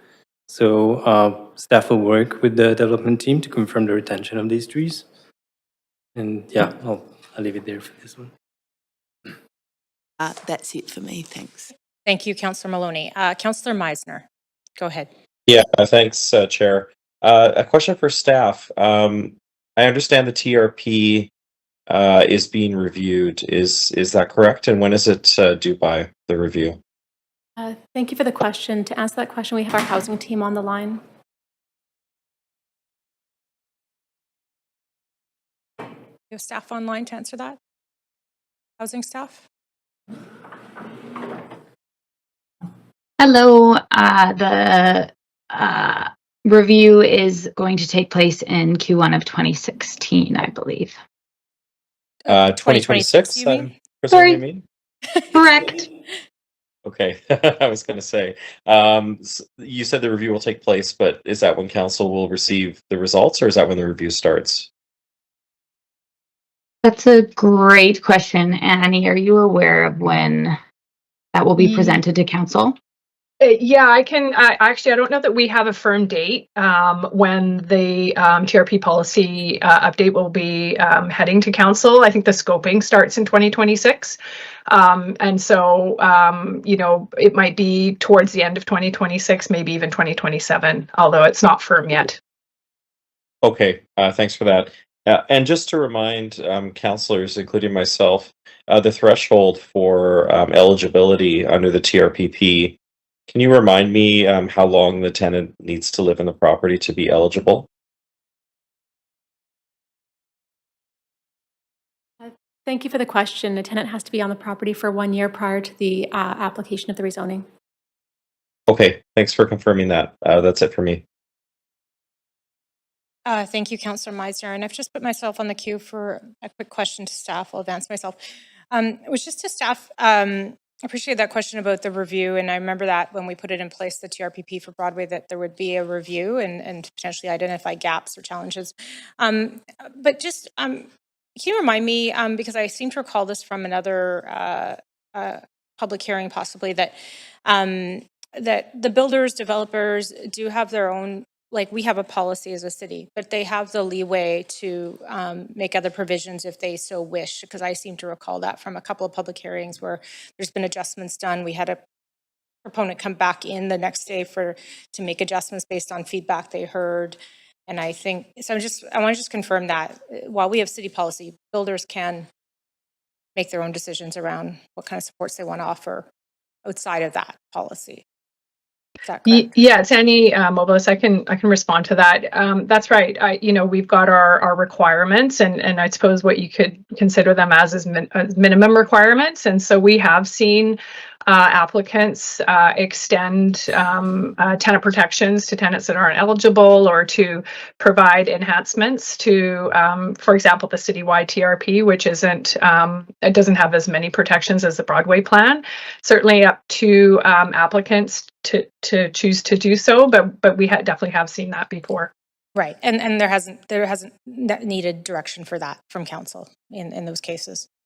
No, it would be voluntary. Certainly staff, if there's an extension of benefits, we do try to include that information in our documentation. We do have housing staff and analysts who provide support to an implementation of the TRP policy all the way through to occupancy. So we would capture that information in our documentation just for consistency, noting that it was voluntary for those that weren't technically eligible.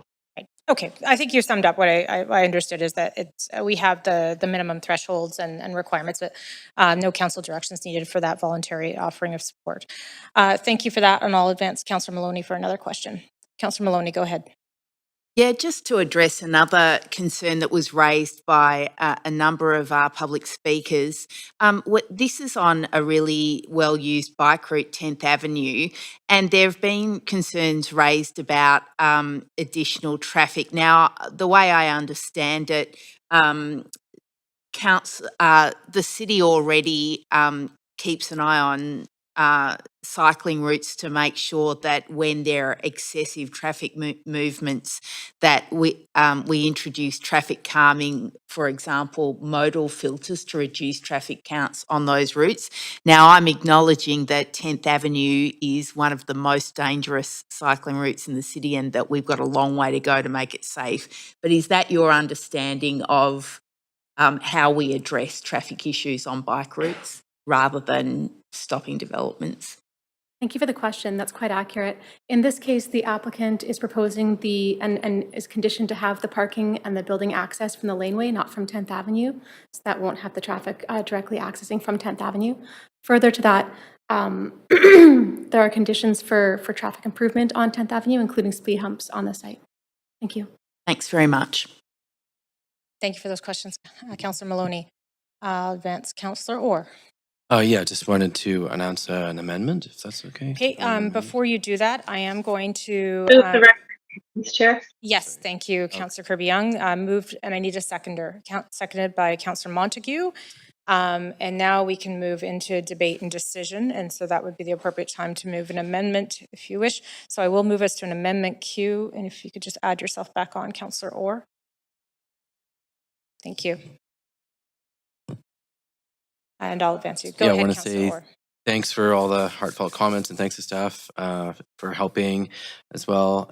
And in lieu of changing the entire policy and of TRPP and as well as in lieu of the review and closing loopholes that deal with residents not on the lease. And since the applicant has stated they are deeply committed to solving the housing crisis and has agreed to help the 7 covenants not covered, and also considering the waiver of DCLs and CACs, I am proposing this amendment as seen on the screen, that Council directs staff to work with the applicant to voluntarily extend Broadway Plan TRPP benefits to tenants who are not currently covered by the Broadway Plan TRPP due to moving in too late to be eligible or being in a shared home. Thank you, Councillor Orr. We'll need a seconder for that.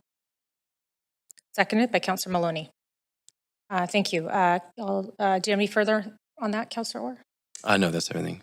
Okay, I'll advance Councillor Montague for comments Yeah, thanks, Chair. on the amendment. Yeah, lots of interesting callers. I'll say I understand how and why this amendment was brought forward. The applicant has stated he's willing to work with tenancies that aren't covered by the TRPP. It's something he's not required to do under normal circumstances. But the TRPP has been a thoughtful and evolving policy. It's been well thought out and it's based on evidence and facts. And it concerns me that this starts to, by actually making this a condition in Appendix B, it's concerning to me, especially with a review coming up. I don't think we should be making any sort of even one-off changes on the fly to conditions of applications. So I won't be supporting the amendment. That's all I'll say at this point, Chair. Thanks. Thank you, Councillor Montague. Councillor Maloney. Thanks to Councillor Orr for putting this amendment together. I think that this just confirms what was already agreed to by the applicant, and it provides a mechanism for staff to get in touch with the affected displaced tenants. So I think it's a very practical way of making that happen and ensuring that it happens. So I support the amendment. Thank you, Councillor Maloney. Councillor Klassen to the amendment.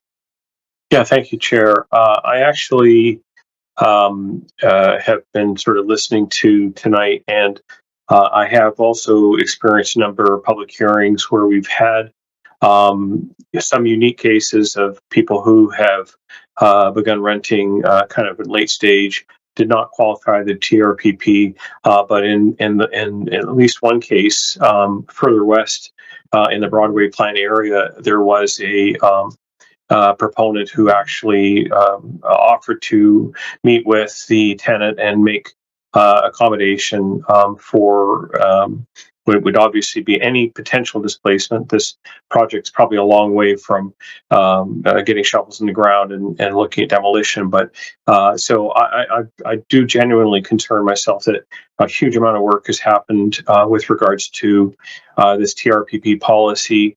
And if we begin to set a precedent that we would be sort of looking at this every single time. So with that sort of weighing on me right now, I will not be supporting this amendment. Thank you. Thank you, Councillor Clausen. And I just add myself to the queue just to, I have to see the chair to Councillor Bly, I believe. Councillor Bly is there.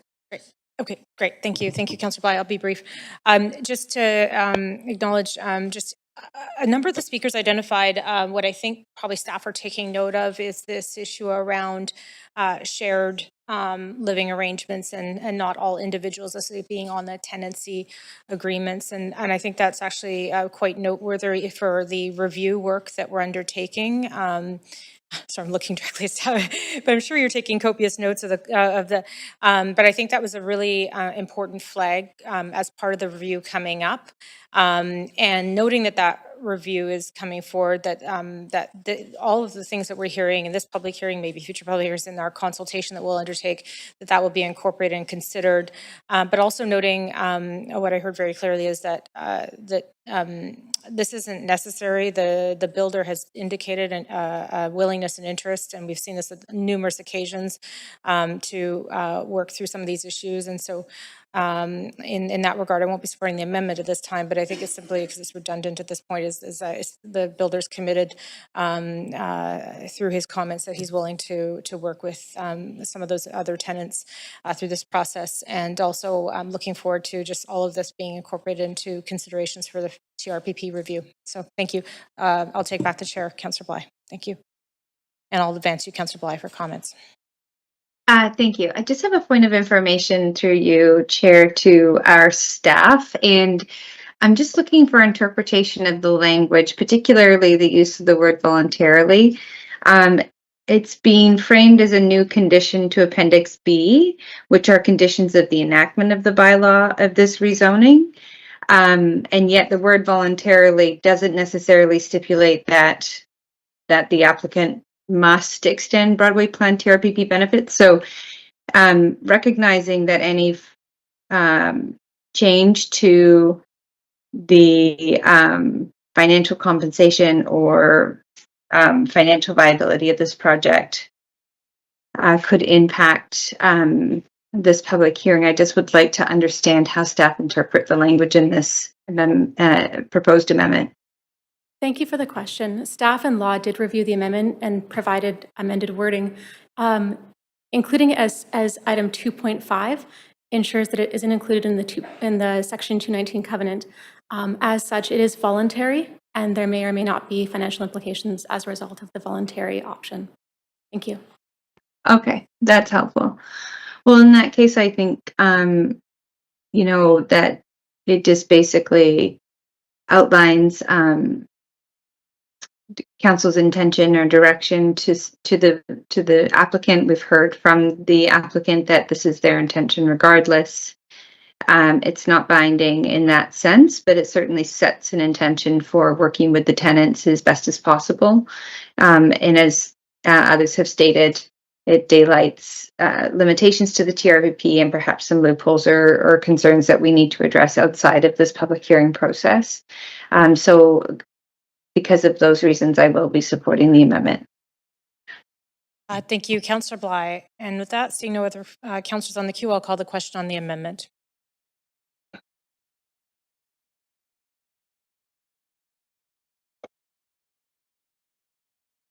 And clerks, I'll take a vote assist in opposition, please. Thank you.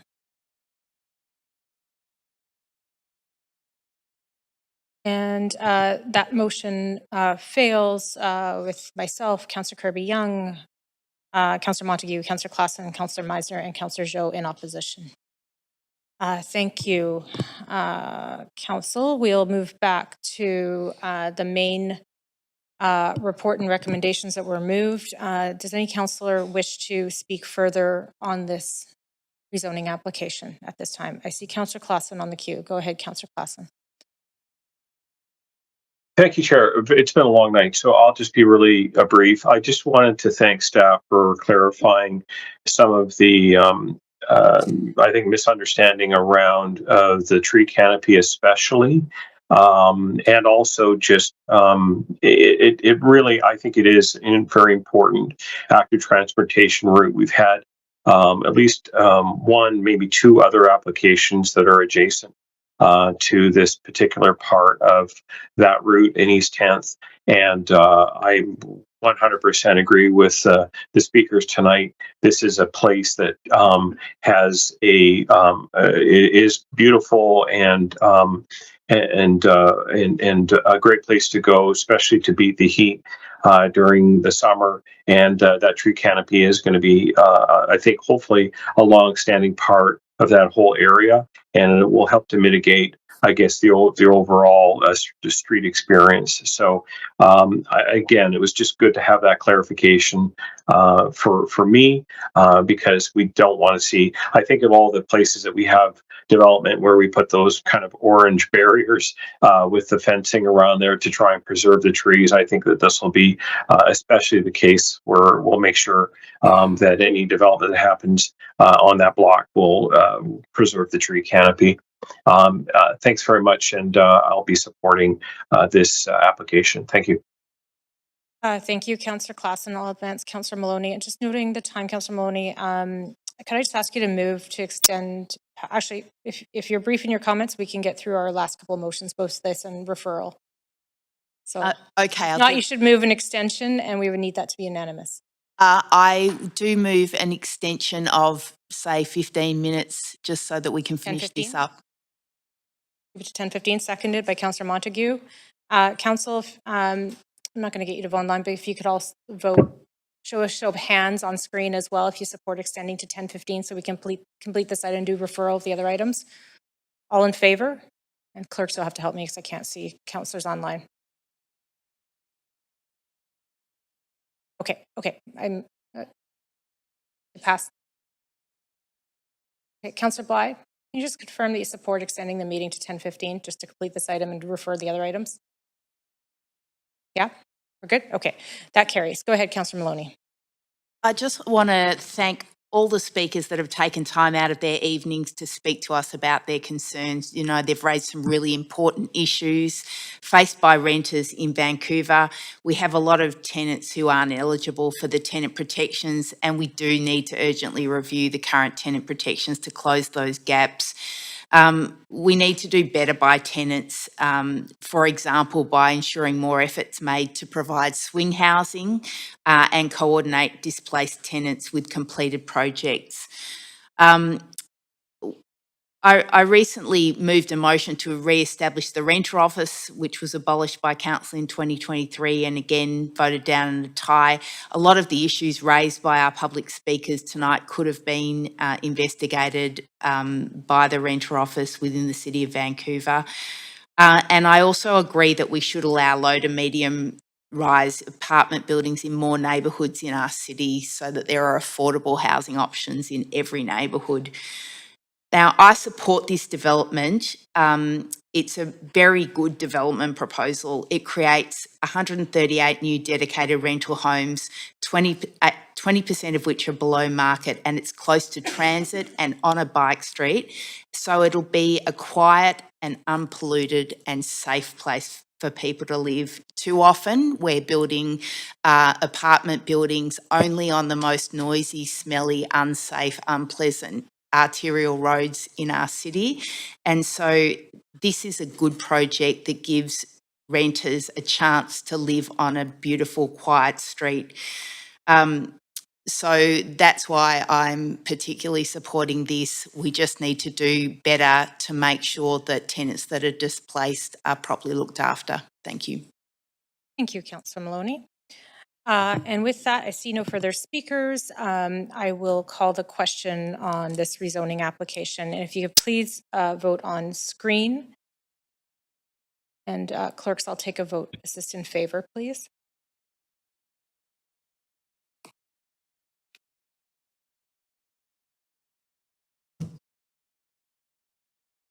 Thank you, Council, for registering your votes. This rezoning application passes with no opposition. Thank you. And at this time, I do need a motion to refer items 3, CD1 rezoning 1665 to 1685 West 11th, and CD1 rezoning 2267 to 2275 West 7th Avenue to Wednesday, June 25th at 3 p.m. So could I get a motion, please?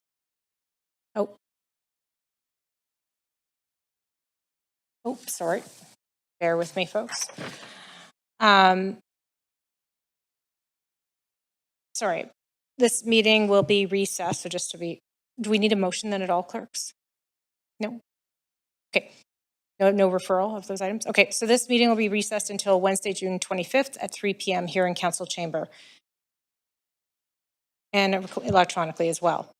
And just as a reminder, you won't be able to engage in any discussion on these items, the 2 items I mentioned. With that, this meeting is recessed. Is that correct, clerks?